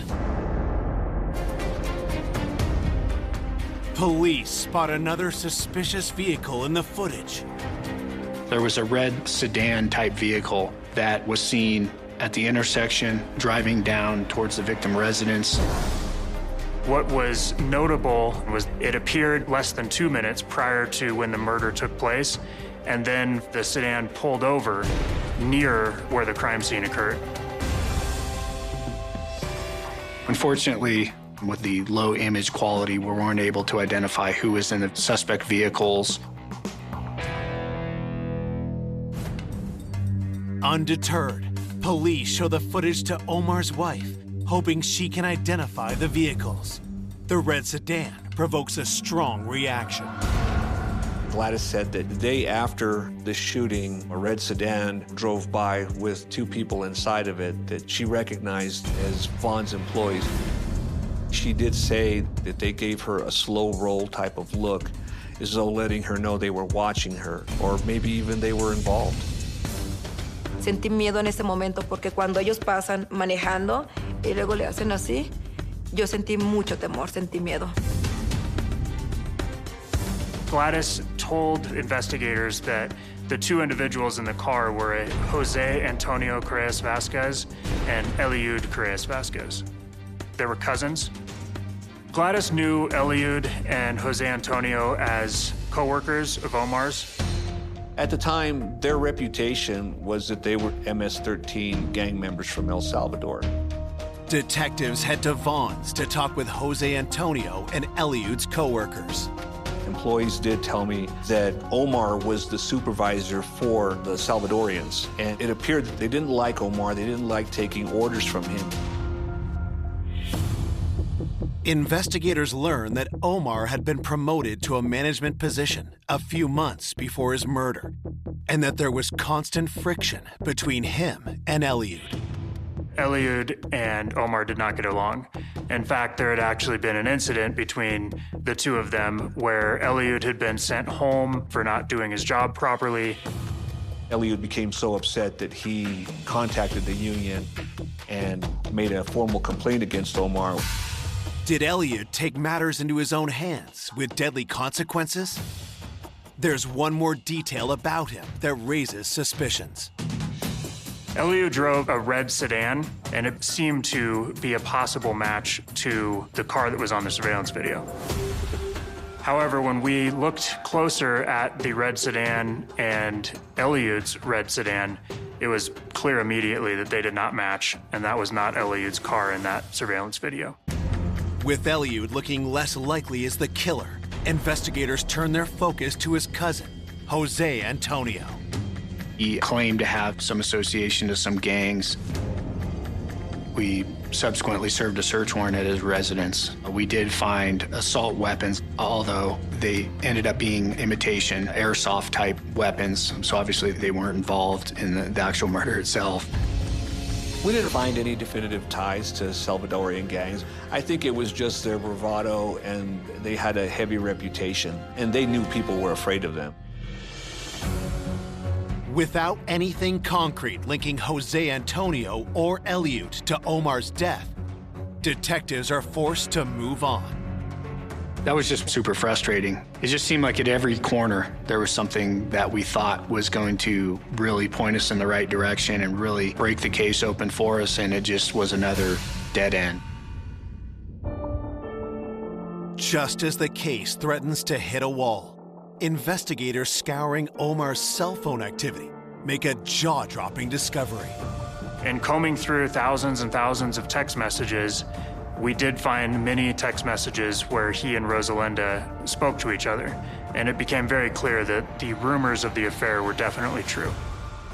It also became apparent that not only was there an affair with Rosalinda, but that Gladys knew about the affair. That was a cause for concern because initially the affair was denied by all parties at first when the investigation began. The texts force investigators to rethink everything. Why did Gladys and Rosalinda lie? Were either of them trying to cover up for a crime? And had Saul learned the truth and done the unthinkable? There was a lot of evidence that showed that there were enough emotional ties involved in that somebody could be angry enough to kill someone based off of that infidelity. 2, Omar Hernandez was brutally gunned down. Detectives have just obtained proof a rumored affair between Omar and coworker Rosalinda did actually take place. Omar was involved romantically with Rosalinda, and through cell phone forensics, we located text messages that definitely confirmed that Omar had a conversation with Gladys as well about the affair that confirmed that she knew about it. Gladys had previously told police there was nothing to the rumored affair, so investigators had to speak to her again. When we asked Gladys about the affair, she broke down crying, and she confirmed the rumors to be true. Gladys described how she found out about the affair with Rosalinda back in 2014. She had returned home early from a trip to Mexico, and when she came back to their house, Omar wasn't there, but there was burned wax and rose petals on the bed, on the floor around it, and she knew they weren't for her. So a couple days after, she ended up going through her husband's phone and found the text messages between Omar and Rosalinda, which confirmed to her that he had had an affair. Detectives asked Gladys why she lied to them before. What was she trying to hide? Her reasoning behind lying about the affair was simply to protect Omar's reputation. He had a good reputation, and she wanted to maintain that. And also, according to Gladys, they were working through their problems to keep their family together. She just didn't want to have anything negative to say about her husband. He'd been brutally murdered. She kind of wanted to leave it at that. Let's investigate and try to figure out the person responsible. Police are also curious why Rosalinda had been untruthful and bring her into the station. And told her we knew that she did have an affair with Omar. She told us that she lied because she was embarrassed about it, but also that she didn't want to inflame things with Saul. We asked her whether he knew about the affair or not. She confirmed that he did know about it. She was definitely concerned about her husband. I asked her flat out if she believed that Saul may have killed Omar, and her answer to my question was, I don't believe he pulled the trigger. So of course that was alarming. I thought maybe I missed something at the beginning and that there was a potential that Saul may have actually even hired someone to kill Omar. It presents difficulty because then you have to backtrack and look at the initial suspect once again and make sure you haven't overlooked anything. Investigators re-look at Saul, but after combing through phone records and texts, find no evidence he hired anyone to kill Omar or that he committed the crime himself. At this point, the evidence did not bear fruit that Saul was the suspect we were looking for. His alibi checked out. There was nothing else that ever came up that pointed him as being the one who did this. Saul is cleared once again. With yet another busted lead and no arrest in sight, police have to contend with the fear that's gripping Mammoth Lakes. It was pretty hard for the community to have all these investigations going on and talk of murder and gossip of violence and the things that led to it, but no answers, just dead ends. I think people genuinely were fearing for their lives because the killer was still out there. Afectó a la comunidad porque todos vivían en pánico, porque todos se preguntaban por qué pasó esto, por qué en un pueblo tan chico, donde nunca había pasado nada así. No había explicación y pienso que la gente sí tuvo miedo.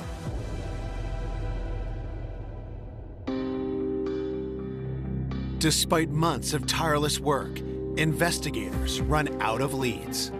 The case essentially went cold. There was nothing to indicate any one person was responsible. At this point, we're well over a year into the investigation, and the question starts to creep in of, is this one that may never be solved? It starts to weigh on you because we've formed relationships with Gladys, and we want nothing more than to bring justice for her family. It definitely wears on you as an investigator. You constantly ask yourself, what did I miss? There's got to be something there that I missed. Fue uno de los puntos más difíciles para mí también. Pero siempre tuve fe de que algún día, dije, así pasen años, se va a solucionar porque no puede quedar la muerte de Omar impune. De esa manera como él murió, no puede quedar así. We had always been feeling that if we could just get that one piece of information that could lead us to the suspect, we'll develop the rest. But we needed somebody to come forward and give us a break that we needed to solve that case. 2.5 years later, detectives receive just that. An explosive phone call that upends the whole case. In June 2019, a person called and said that they know who killed Omar and has some concerns for their own safety. In my mind, I felt that that's the big break that we needed. Sometimes that's all it is, one person with information. I knew right then. Information that blows the case wide open. A man by the name of Francisco Ramirez came into our office, and you could tell that something was scaring him. He said that he was in fear for his life, for what he was going to tell us. Francisco started telling us about this individual. His name was Josue Correas Vasquez, and he was a co-worker at Vaughn's. They both worked the night shift. Francisco worked with Josue, and Josue was actually the brother to Eliud, and he describes this contentious relationship between Omar and Eliud and Josue. Months before the murder, says that they were constantly butting heads with one another, described Eliud and Josue as constantly disrespecting Omar. Omar would delegate tasks that need to be completed, and Eliud and Josue would always be disrespectful and say, well, why do we got to do that? Nah, I don't think so. Was just constantly kind of challenging him. Josue had actually told Francisco that he hated Omar because he had been disrespected and that he had threatened to fire his whole family, and that he had to take matters into his own hands. Then Just several hours after the murder had occurred, Francisco told us that he received a text message from Josue, and it said something to the effect of, "See, I'm not playing around." And then there was another text message that said, "Nobody messes with me." When he saw the text message, he felt very strongly that that is Josue's way of telling him he just murdered Omar. Francisco then divulges another disturbing piece of information. Francisco told us that he had actually gone shooting with Josue months prior to the murder. They had gone out in the middle of the forest, and that Josue had brought an AK-47 with him and were just shooting targets. When Francisco mentioned AK-47, obviously all of our ears perked up, as that's the weapon we were looking for. And then several years after Omar was murdered, Francisco became the manager to take Omar's place at Vaughn's. And he's now in a position to where he needs to delegate, and he's now seeing the same disrespectful tone from Josue. At some point in time, he and Josue got into an argument, and Josue says something to the effect of, "Don't make me do to you what I did to Omar." We asked Francisco why he is now just coming forward 2.5 years after the murder.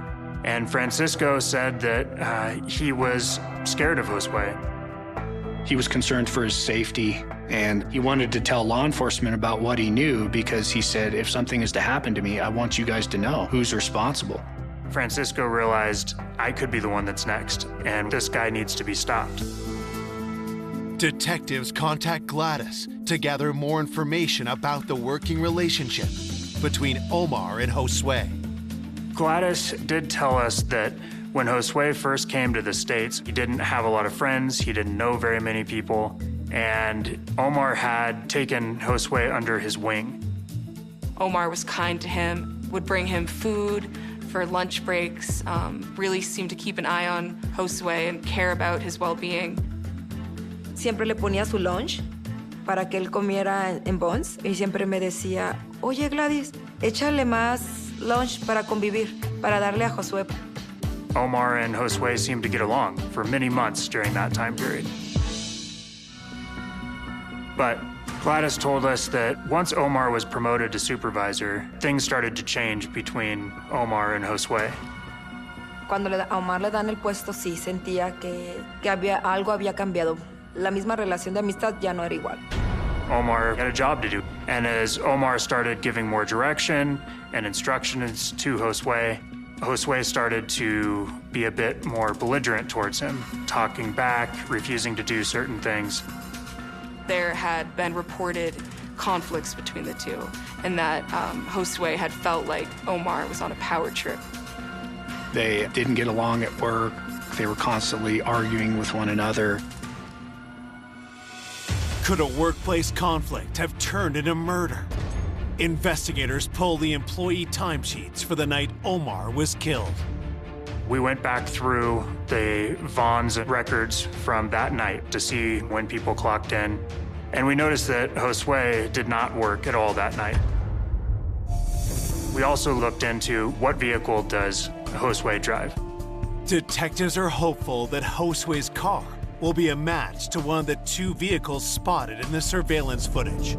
We determined that at the time of the murder in 2016, he did in fact own a 2012 silver Toyota Camry. That vehicle, shortly after the murder, had been resold to another individual. So we ended up finding that vehicle down in another part of California, and it was the same vehicle that we'd seen in the video surveillance. It matched the color and the make and model of what we were looking for. At that moment, we felt that we had the person responsible for the murder of Omar. Needing hard evidence to tie Josue to the murder, detectives head to the area where Francisco had witnessed him firing an AK-47. It wasn't a designated shooting range. It was a dirt road off of a main highway. We went out to the range where he said that he shot with Josue, and we were actually able to recover 56 cartridges that were just below the dirt. All of these cartridges were extremely important because as we grabbed the first cartridge we saw, it had the same head stamp of the cartridges found at the murder scene. When we found shell casings, it just really hit you in the gut. We thought, wow, this is... Hope they finally got a break after discovering spent bullet casings that appear to match those recovered from the crime scene. We found north of 50 expended projectiles in the dirt and sent those casings back to the laboratory for comparison. After we compared the two casings together, one from the murder scene and one from the shooting range, the lab told us that they were fired from the same gun. This is huge in an investigation. We have an identified suspect and we have physical evidence. On January 30th, 2020, Josue Correa Vasquez is arrested for Omar's murder. After Josue was arrested, we brought him in for an interview. We knew that the shell casings recovered at the crime scene were the same as the shooting range. What we didn't have was a way to tie that in to Josue. So what we decided to do was create a fake DNA profile that would be shown to Josue, and what it said was that we recovered DNA from the shell casings and that it matched somebody of the same age and ethnicity as Josue. The goal of having the DNA profile was in hopes that it would push Josue to tell the truth. Detectives also use another tactic and make an emotional appeal. Investigator Callanan actually had a photograph of Omar's children on his desk. I showed him the kids and I said, these kids, they don't deserve what happened to them. Let's try to give them some closure. They have no father. They just want answers. They want to know. Josue stuns investigators with what he says next.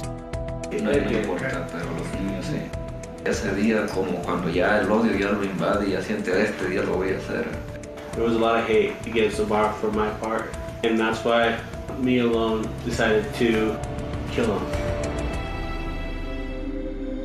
It was a monumental moment that we felt, okay, we've got the right guy. The question remains, why would Josue commit such a heinous crime?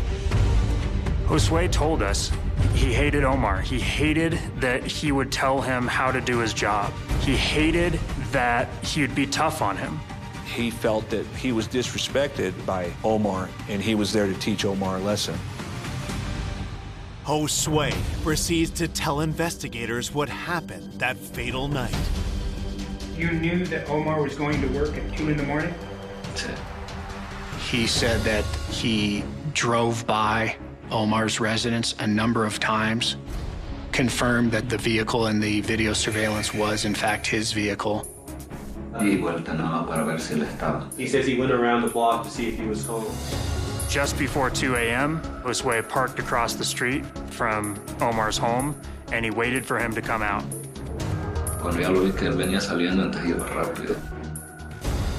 He saw Omar come out of his residence, and that was the moment that he'd been waiting for. He grabbed the AK-47. When Omar went to the driver's side of the door to leave, Josue emerged from the trees and yelled at him, "You don't look so invincible now, do you?" and described shooting him several times. Eso fue lo que le dijo, que no era invencible. Que no era invencible. He described the look in Omar's face, the surprise, the shock. How many times did you shoot? Era mucho el odio. Le disparé todo el cartucho. Como el tercer disparo ya cayó. ¿Y seguiste disparando? Sí. He kept firing. Josue said that after he murdered Omar, he went home, he went to bed.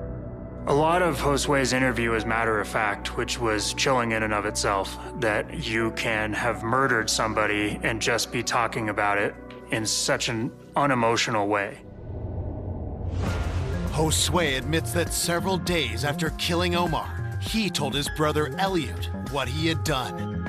Eliud was concerned about the murder weapon and whether it could be traced back to Josue. So Eliud took it upon himself to take the AK-47 to the forest and bury it so no one would ever be able to find it. Based on Josue's confession, police bring in Eliud. He eventually admitted to us that he did help dispose of the gun and gave us the details about where it was, and he pointed to the exact location where the firearm would be recovered. So we dug right there and sure enough found an AK-47. At this point, it's kind of a prosecutor's dream. We have a confession statement from the defendant, and the murder weapon that we never thought we would recover just showed up.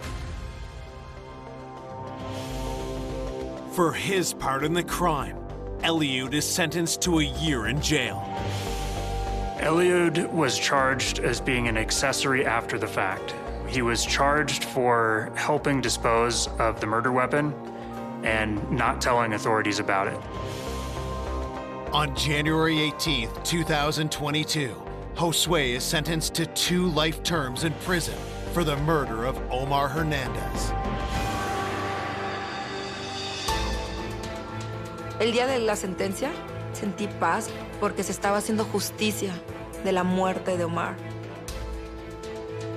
Nunca imaginé que Josué hubiera hecho eso, tan desgarrador, algo tan triste. The biggest surprise was that it was somebody that you just never really would have expected.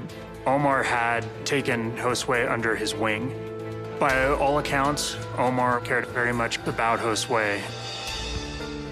That's what was so troubling in this case. Omar lost his life, was brutally murdered for no reason other than he was a hard-working individual who had expectations. A mis hijos les quitó un padre y a mí la mitad de mi corazón. Eso nos arrancó Josué. Omar's family still feels the deep impact. Please, how can I help? I need to report a missing person. She's only 16. She's not come home. She'd never gone missing before. She's just staying at her friends, you know, she's hiding. Maybe she's drunk a bit too much and she's sleeping it off. My Facebook blew up with her face, basically. It was everywhere. Well, I just remember wondering what's happened and what's gone on. You know, the gut feeling was getting stronger and stronger that something serious had happened. This is something you see on the TV, this is something you read in papers. There was a huge search operation going on over many days involving dogs, air support and boots on the ground. And I knew then that that was my Louise. I knew she'd gone.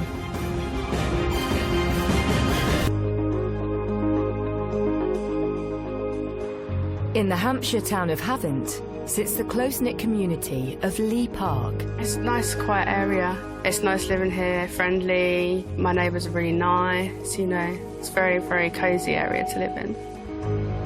I've lived here 47 years now. People's all lovely. I enjoy the place, I really do.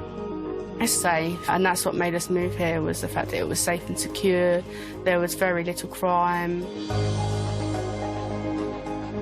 When things happen, the community does pull together and help the people out. So I think in a whole, Lee Park is a good place to live. Lee Park is also the home to popular 16-year-old Louise Smith.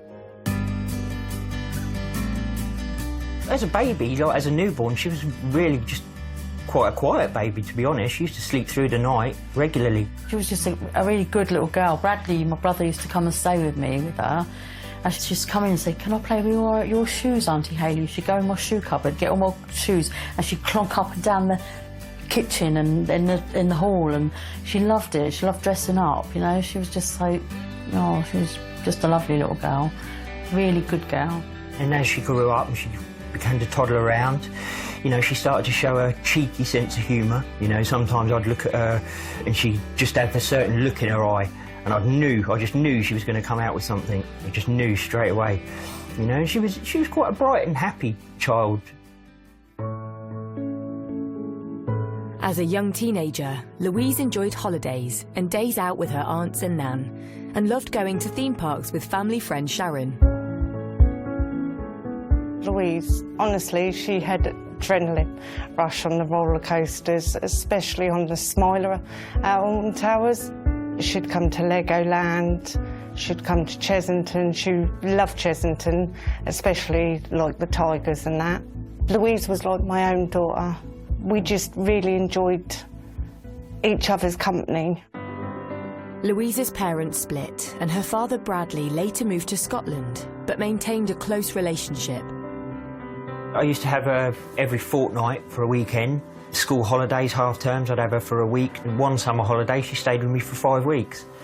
You know, because she just wanted to stay with me. And so, you know, whenever I could, she came up to visit. We went to Edinburgh. She always wanted to see Greyfriars Bobby and touch his nose, the statue for luck. By chance, when she came up, the Edinburgh Fringe Festival was on, and we walked around and saw it, and she loved it. I could have as much contact with her as I wanted.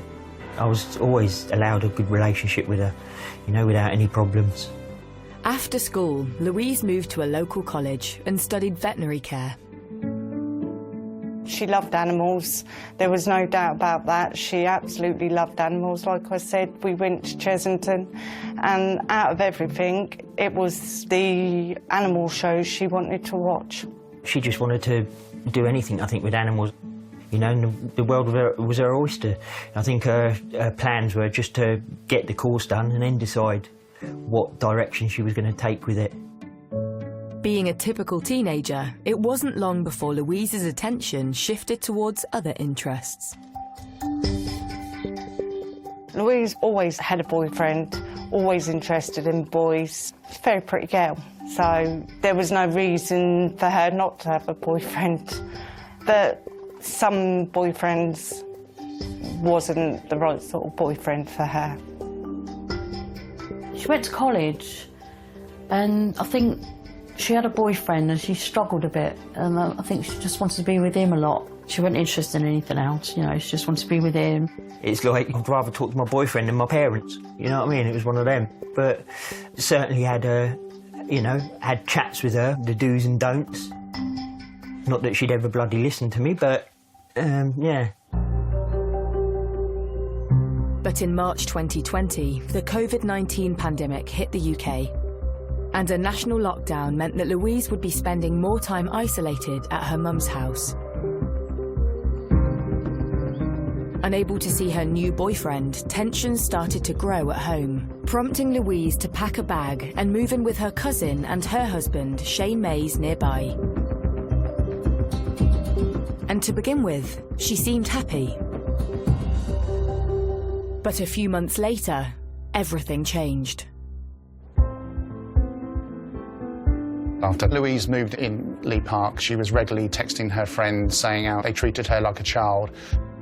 Having had an argument, Louise left the home address on the 7th of May. She was contacted numerous times on her phone, I think over 50 times, and didn't respond. But at some point, Louise decided to go home and clear the air, and things were sort of getting back to normal. After making up with her cousin and Shane, the following morning, Louise makes plans for a special national holiday. On the 8th of May, which was actually Victory in Europe Day 2020, where there were lots of celebrations going in gardens, etc., in people's homes, that morning she woke up and she did a Snapchat around about midday saying that she's got, you know, a huge hangover, her head hurts as a result of drinking. It was established that Louise was going to meet her boyfriend at the skate park at around about 3 p.m. that afternoon. But we know that Louise didn't arrive at the skate park, and that's when concerns were being raised by her boyfriend. Louise's cousin makes numerous attempts to call her mobile. But after an hour of phoning, the line disconnects. And by 6 p.m, Louise's cousin is left with no choice but to call 999. Some details would have been taken by the call taker at that point to establish how high risk Louise was, so what were her vulnerabilities. Obviously she was 16 years of age, so one would argue she's still a child and therefore vulnerable anyway. But we would also look at our records to see what we know about Louise. Some could say she was streetwise, only been missing 3 hours, not particularly alarming at that particular point, and there was no other information to suggest she would be high risk at that stage. With the case considered fairly low risk, police don't arrive at Louise's cousin's address until 1 a.m. to write up a missing persons report. And those inquiries would be basic inquiries, speaking to friends and family, where she may be hanging out. Shane explains to police that he accompanied Louise towards the skate park in Emsworth that afternoon before heading off in a different direction towards Tesco. Officers want to know if there could be any reason why Louise may have left of her own accord. So if it came out that she had had a falling out, then the police may take the view, well, she's sulking, she's just going to be staying with a friend or hanging around the park or something overnight, teaching them a bit of a lesson to worry about, you know, and then she'll turn up safe and well in the morning. But the following morning, there is still no signs of Louise. I actually got a message saying Louise has gone missing, but lockdown was on, and I technically was in a different country. I didn't know if I could travel. I was trying to arrange things. She'd never gone missing before. She'd obviously stayed at people's houses, but she always let people know where she was. I just thought, no, she hadn't. She's just it's drama. It was like, you know, I thought, no, perhaps she's just saying it just to let everyone believe that she's gone missing. She's just staying at her friends, you know, she's hiding. Yet as friends and family try to reach out to Louise with no luck, concern sets in. It was completely out of character for her to disappear entirely, especially not be on her phone, because she was always on her phone. That was the scary thing. That was the thing that niggled in my mind, you know, made me think, maybe something has happened, maybe something has happened. But I tried to block them thoughts out and think of it differently and go, no, she's just missing, she's going to turn up, because the alternative was just too upsetting.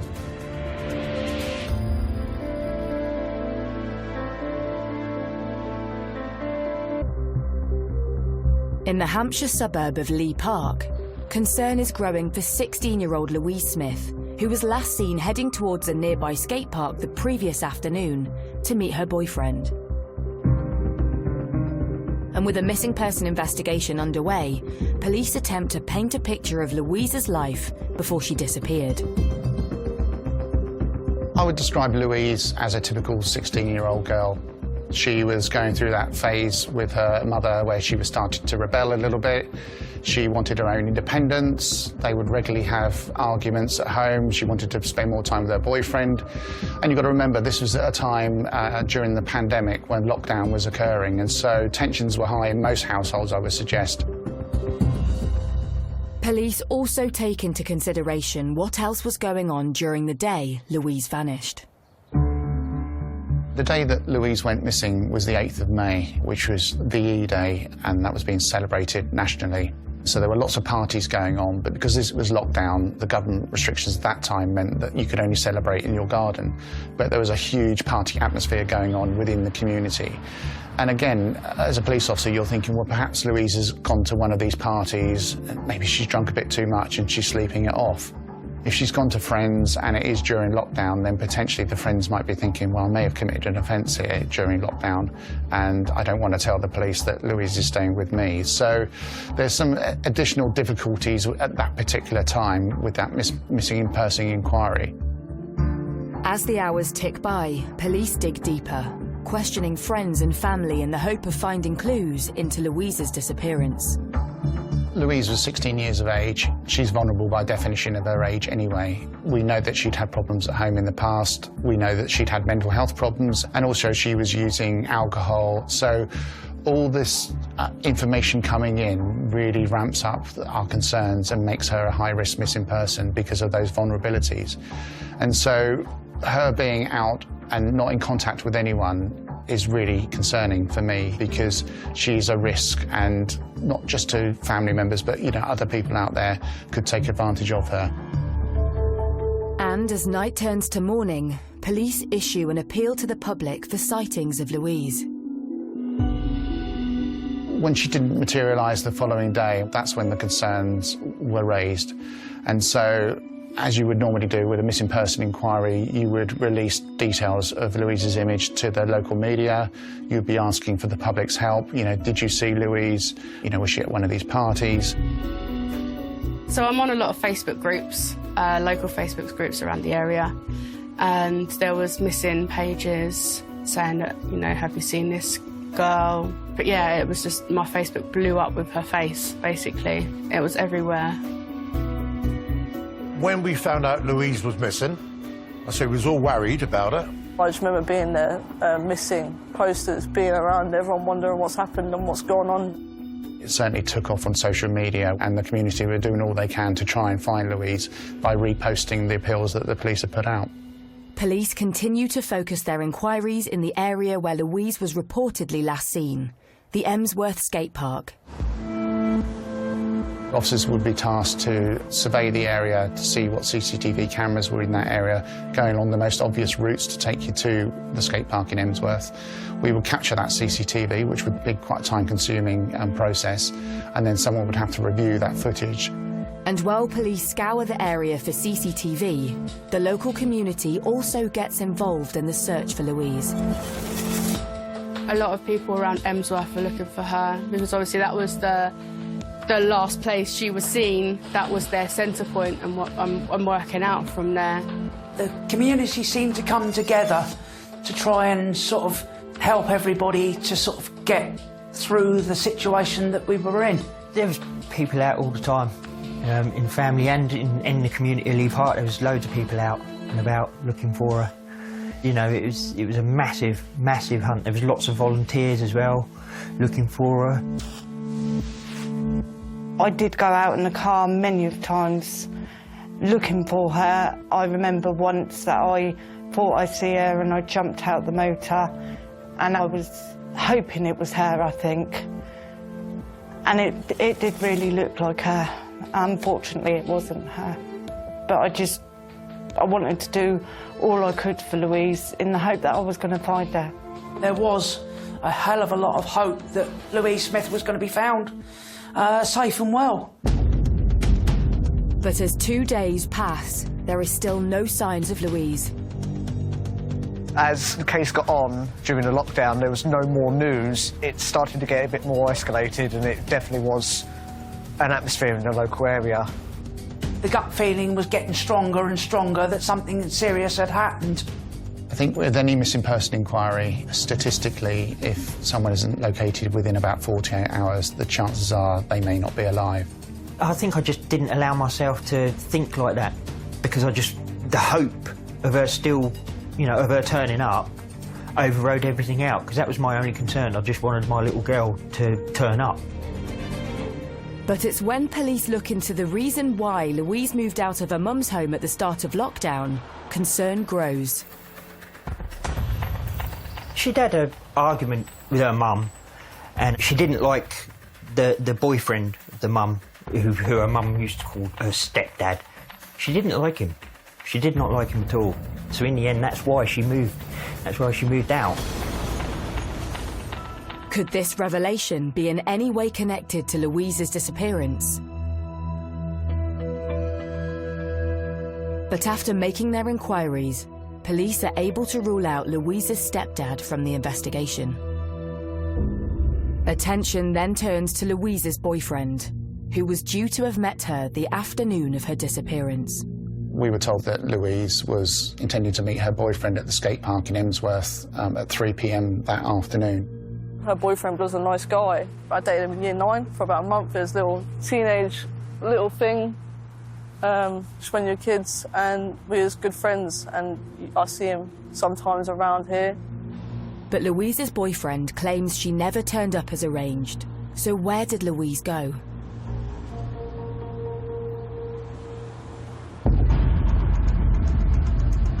With Louise's phone still switched off, police retrieve cell phone data to try to track her whereabouts on the day she went missing, to establish if she did walk to the skate park. So we would expect to look at the call data and the cell site analysis to show that that's where her phone was moving. But actually what it did show was that it was moving in a completely different direction towards Havant Thicket. What a phone tells you is where the phone is. It doesn't necessarily tell you where the person is. So it could have been that Louise has lost her phone and someone's taken that phone and it's headed off in that direction. It could have been she'd been robbed and that phone's gone there. So always keeping an open mind. 6 days into Louise's disappearance, there's a sudden breakthrough. 2 people are arrested in Lee Park. I was just shocked. It was something I just thought, this is something you see on the TV, this is something you read in papers, and I couldn't believe it. I was just gobsmacked. Louise's cousin and her husband, Shane Mays, are taken in for questioning. Both were interviewed at length by detectives at local police stations. And Shane was adamant that he had done nothing wrong. As far as he was concerned, he walked with Louise the route that he said he walked towards the skate park, where she was then going to meet her boyfriend at 3 o'clock, and that was the last he saw of her. But for police investigating Shane's account, things don't add up. Having trawled hours of CCTV footage of the local area, there is no sign of Louise or Shane heading towards the skate park. Alarm bells start to ring in relation to Shane Mays. You start questioning, well, why is he lying? I think once you establish that perhaps some lies have been told to the police by people that were responsible for caring for Louise at that time, concern starts to raise. The latest evidence raises suspicion against Shane. But what led to his wife's arrest? I think when you look at the fact that she reported her missing only 3 hours after sort of a last sighting of Louise, because for me, a 16-year-old not coming home at 6 o'clock in the evening is not particularly something to be concerned about, particularly when it's not the parents raising the alarm. When you layer that with the other information that we're getting, it's starting to paint a picture that is one of concern. So having exhausted pretty much our inquiries based around the account that Shane had given us and also looking at Louise's phone data, it got to the point where we had made a decision that Shane hadn't been completely honest with us around Louise's movements and her disappearance. And so the decision was taken to arrest both of them on suspicion of kidnap. In Havant, 16-year-old Louise Smith has been missing for 6 days after she failed to meet her boyfriend at a local skate park. Analysis of phone records and CCTV has failed to show signs of Louise going there, and investigations soon rule out her boyfriend. But police have arrested Louise's cousin and her husband, Shane Mays, on suspicion of her kidnap. So Shane Mays, I would describe, he was a 30-year-old man. He was out of work. His day consisted of pretty much getting up in the morning, going to the shops, returning home, and then spending numerous hours on his computer, playing games. Didn't appear to be actively looking for work. Louise never said to me, oh, I'm scared of him or anything like that. She never said that to me. She never told me that. With both Shane and his wife in custody, police conduct a search of their home for any sign of Louise. The police would have been looking for obvious evidence, but also it would have been a forensic search as well. So we would have seized all of their clothing that would have been worn on that day. We would have gone through any computers that were there. We would have taken phones as well to establish their movements, see if there were any other phones that we weren't aware of. Police find no evidence of Louise still in the house. So focus turns to Havant Thicket, since that was the last location of Louise's phone signal.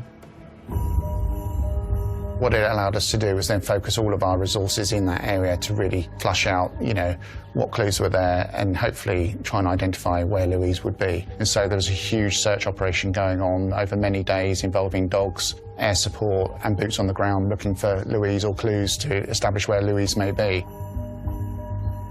But also we could then move our media appeal to people that were using Havant Thicket on that day, VE celebration day, where a lot of people, you know, would have been out getting their fresh air during lockdown and may have seen something suspicious. So we were really focusing on that area at that point. While the search for Louise intensifies, police have no concrete evidence to prove Shane or his wife had anything to do with her disappearance. A decision was taken to release them on bail, but with conditions that they reside elsewhere other than their home address. And so they were placed in a local hotel near to their home address, which gave us the time and space to actually conduct our inquiries at their home address without interference from either party. You had a watch on 24 hours a day. There were 77 officers, vehicles surrounding the block. You had them knocking on doors in the general area, obviously trying to see if they could get any further information. The police had been working on a theory of kidnap. But 13 days after going missing, everything changed. Louise's body was found in the north of the thicket, covered up. Louise's body had been severely damaged, both by fire but also by violence, we believe. There was some attempt to cover up the body with sticks and wood. Clearly a fire had been set. It was fairly obvious at that point that this wasn't an accident, this wasn't self-harm, but this was a murder.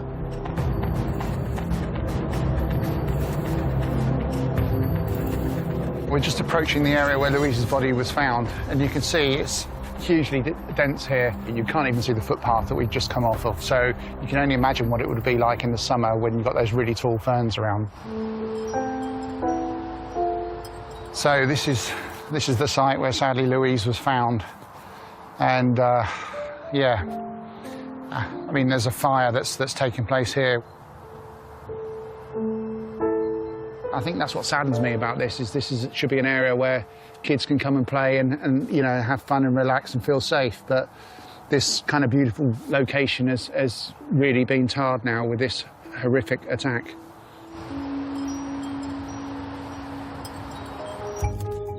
With a body found, the crime scene is immediately locked down and preserved so the body can be formally identified and clues to a potential suspect can be uncovered. And a pathologist is called in. I was asked to attend at Havant Thicket. It was very clear from quite a distance away that we were dealing with a severely burnt body. Thinking about the nature of the attack at the scene, it was simply obvious that there was some severe damage to the face. Now that implied heavy impacts of some sort, and it was also clear that a stick had been inserted into the body. That's the sort of thing that could not possibly have happened accidentally. And so it was a question of identifying the particular stick and suggesting to the police how this might be managed. In this particular case, I said to them, I think what you need to do is to collect any DNA you can before anybody touches it. With the true horror of the crime unfolding, the police need to know who could be responsible for such a callous and brutal killing. As far as any more detail is concerned, there was really nothing much I could tell the police otherwise until we'd got on and got the body to the mortuary and examined in more detail. And while Louise's remains are taken to the mortuary and DNA samples taken to the laboratory for examination, it isn't long before news reaches Louise's father while on his way to England to join the search. We was about halfway on the journey when I got the call to say they'd found a body. I was told, you can't tell anyone, you can't tell anyone. You know, nobody, not even your family, in case they say something, because it could jeopardise the case. It was a very anxious journey because I just wanted to get here and, you know, see firsthand what was going on, what's happening. I had somebody message me that they had seen a black private ambulance come out of the thicket. I got in the motor. I drove down to the thicket. Obviously, we weren't allowed into the thicket. I had my friend in the car with me, and there was just police everywhere. And I knew then that that was my Louise.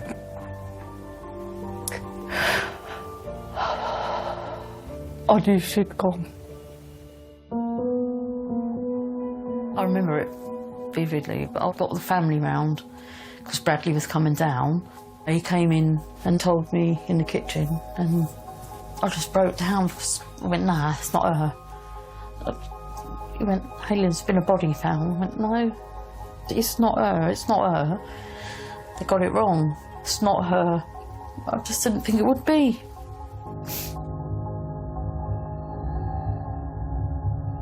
The news that everyone feared spreads across the tight-knit community.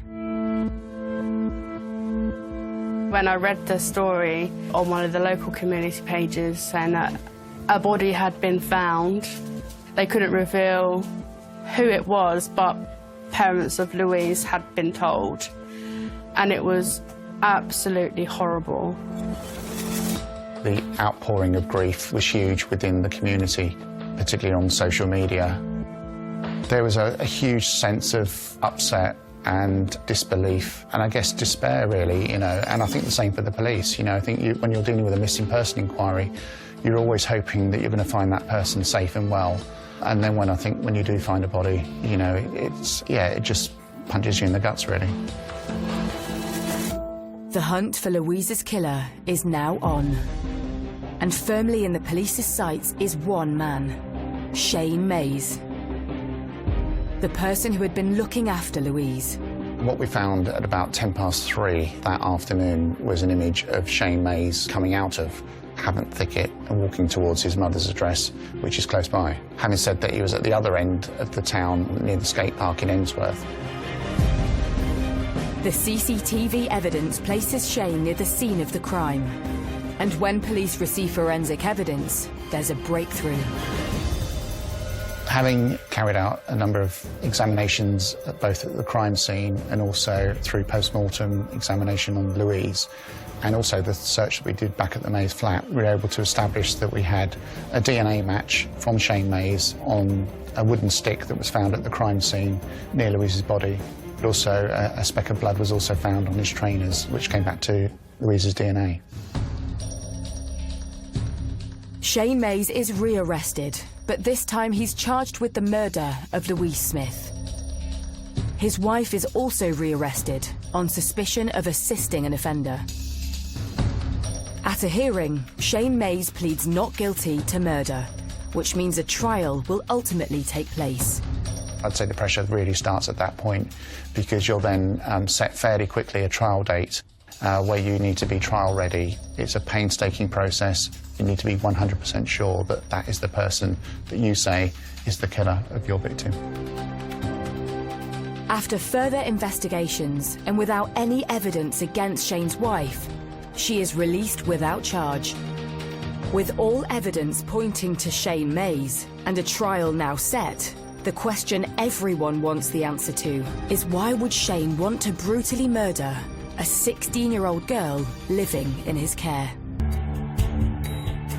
Shane Mays has been charged with the murder of 16-year-old Louise Smith after DNA and CCTV evidence linked him to the crime. While police prepare a case for trial, Louise's family and friends have the agonizing task of saying goodbye to their loved one.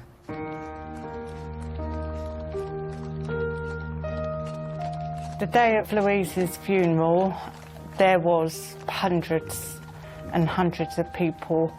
People had gone out and put purple bows the night before her funeral on the lampposts. The community just all pulled together. It was lovely. You know, they all stood out on the streets, and right from outside her house right up to the crematorium. Seeing everybody out there, it was overwhelming. For me, personally, being a very private person as well, it was also quite wonderful just to know that they were there.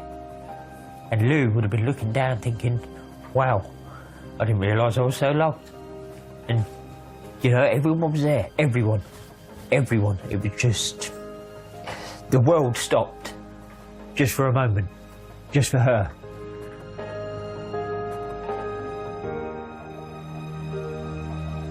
Six months after Louise's funeral, the trial is set to begin at Winchester Crown Court. But just as the court case begins, there's a surprising twist. Day one of the trial, his defence team entered a plea for guilty to manslaughter. So effectively he was saying, I admit to killing Louise, but I didn't mean to do it. He basically then admitted that he had taken her to have a chat and everything because they'd had a falling out the night before, and that he basically just wanted to chat with her. They argued, she hit him with a stick apparently, and then he attacked her because he lost his temper. He just lost control. He said that he just, like, hit her and punched her in the face and did what he did to her, horrific things. And then he said he walked away and he heard her moaning. We examined that plea. We weren't happy with that. We were confident it was a murder. We were confident this was pre-planned. And so we stuck with our guns and said, no, this is a murder trial, and that's what we're going to be seeking for.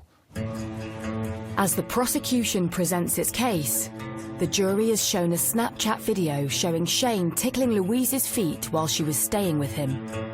Some of the things we heard in court was there was a lot of, you know, flirting going on between Shane and Louise, and, you know, she was still a child.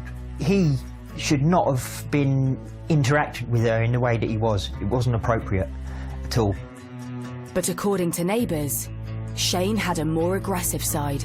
The feeling of my wife and I being around Shane Mays was one that we didn't want to be around him. Shane would be the sort of person, I believe, that would belt you for something if he thought you'd done something wrong. Running up the days to the incident, because they were upstairs neighbours, it was quite a lot of raised voices. A lot of it was targeted at Louise. The court then hears how unhappy Louise really was while living at Shane Mays. When it came out in court that she was reaching out to other people, that she hadn't spoken to me about it, the only indication I ever got was one day she just said, look, I don't want to stay, I don't want to be here at the moment, Dad. I want to come up and see you. And as I said, lockdown stopped that plan, unfortunately. So it was horrible. It was an awful thing for me to deal with, you know, because I just felt like I'd let her down. 2 days before Louise's disappearance, she phoned me and said she needed some lady products. And I believe that that might have been a cry for help because she wasn't happy. And unfortunately, I blame myself that I let her down. And I do live with that, knowing maybe if I'd gone and took that to her, that she might have just opened up to me and told me. The court is shown CCTV of Louise and Shane walking together the day before her murder. The day before the incident, we actually saw them. Louise did actually say hello, but that was about all. She seemed very reserved. I think Shane was having a really bad influence on her, to sort of try not to speak to anybody, just focusing on getting back up to their flat. The prosecution reveals to the court horrific details from the post-mortem. In Louise's case, the whole central part of her face and both jaws had been broken into many pieces. The lower jaw in a couple of places, and the upper jaw and the whole facial skeleton from the eyebrows down to the teeth broken into many pieces. Implication of that is that there have been some heavy blows from a heavy object. And the obvious thing in woodland would be a heavy branch of some sort, something of that kind. Large parts of the body had been burnt off. The upper limbs, the head, much of the chest, much of the belly wall at the sides especially, and to a certain extent at the front. The level of damage to Louise's body meant it was almost impossible to establish a cause of death. But the most shocking bit of information was yet to come. It was also clear that a stick had been inserted into the body. Something that I was asked about specifically was whether or not Louise was pregnant. Now, there was nothing left at autopsy to say that she might have been pregnant. The womb muscle itself was really quite well preserved. The lining of the womb that gives you a better idea of whether she might have been pregnant or not, all gone, long since vanished, so I couldn't say that. But the reason that's important is someone might have tried to, the assailant might have tried to disturb a pregnancy by putting a stick in there. That suggestion was made. After days of breaking down all their evidence to the courtroom, the prosecution pieced together the full horror of what likely occurred during the last few hours of Louise's life. That morning, Louise woke up and she'd arranged to meet her boyfriend that afternoon at the skate park in Emsworth. So having seen her phone active around about midday, we know that Louise and Shane Mays left the address around about 1 o'clock. But instead of heading in the direction towards the skate park, her phone signal moves towards Havant Thicket, revealing Louise's final movements on foot with her killer. How did Louise end up going to the thicket on foot with Shane Mays There's no suggestion that she was forced there or dragged there. The thicket itself is huge, and there are so many areas you can go to where you could not see anyone else. That started to show that this was pre-planned and that he lured Louise to that location that was remote with the intention of possibly sexually assaulting her. At some point, Shane assaults and murders Louise and is seen on CCTV leaving the thicket at 3:30 p.m, heading towards his mum's house. Around 5 p.m, he arrives at Iceland Supermarket in Lee Park. He went and bought some pizzas for both him, CJ and Louise, knowing that Louise was never going to be returning home to eat that pizza. By 6:30 p.m, Shane's wife calls the police, reporting Louise missing. Police, how can I help? I need to report a missing person. She's only 16. She's not come home. But I think once the police became involved, I believe that he realised that at some stage we were probably going to locate Louise because her phone would show that she was in Havant Thicket. And so it's my belief that he returned to the crime scene at some stage, probably during nighttime hours, so that he wouldn't be seen. And he then built effectively a bonfire over Louise and set fire to her, possibly using an accelerant to destroy the evidence, knowing that it's highly unlikely that you'd get a dog walker or a pedestrian walking through the thicket during the night reporting a small fire taking place. He went back a couple of days after and finished her off. We're hoping that she died instantly so she wouldn't go through all that pain. After a grueling 3-week trial at Winchester Crown Court, the jury returns its verdict. Shay Mays is found guilty of murder and is sentenced to 25 years in prison.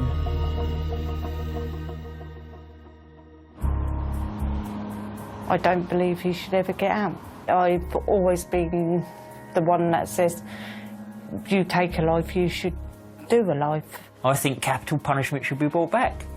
And I think they should lose their life like they took a life, but not straight away.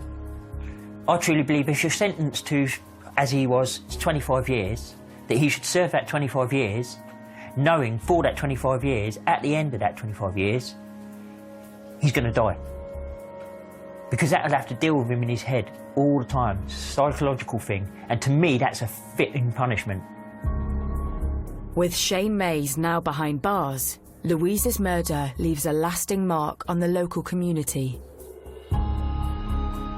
Now I reflect on it and I think, I wished I'd done this or I wished I'd done that, but obviously what's done is done. I can't do nothing about it. To think that something could happen of someone of her age, someone so young, dying of something so terrible, it makes you not want to walk the streets at night, especially as a female. It's never going to be the same in our little community here, because what's going on, it's been wicked, really.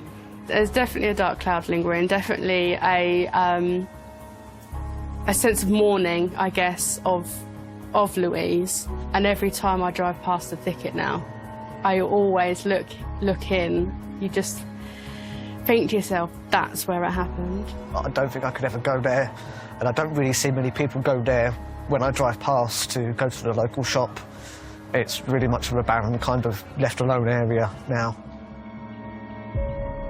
And 2 years since her passing, family and friends try to come to terms to life without Louise. The thing that sticks in my mind is the last minutes of her life. Was she scared? You know, she must have been scared. She must have been so scared. That's what really hurts me. I think she must be calling out for us and we couldn't get to her. People say time will heal. It doesn't. Time allows you to cope better. And I am starting to cope a bit better now, but I'm not there. You know, sometimes I'll be having a good time. I'll be having a great day, and then I feel guilty. Because I'm like, why should I be happy? Yeah, it's awful. And the whole family try to get on with it, but all of us think about her daily. Of course we do. Of course we do. We miss her.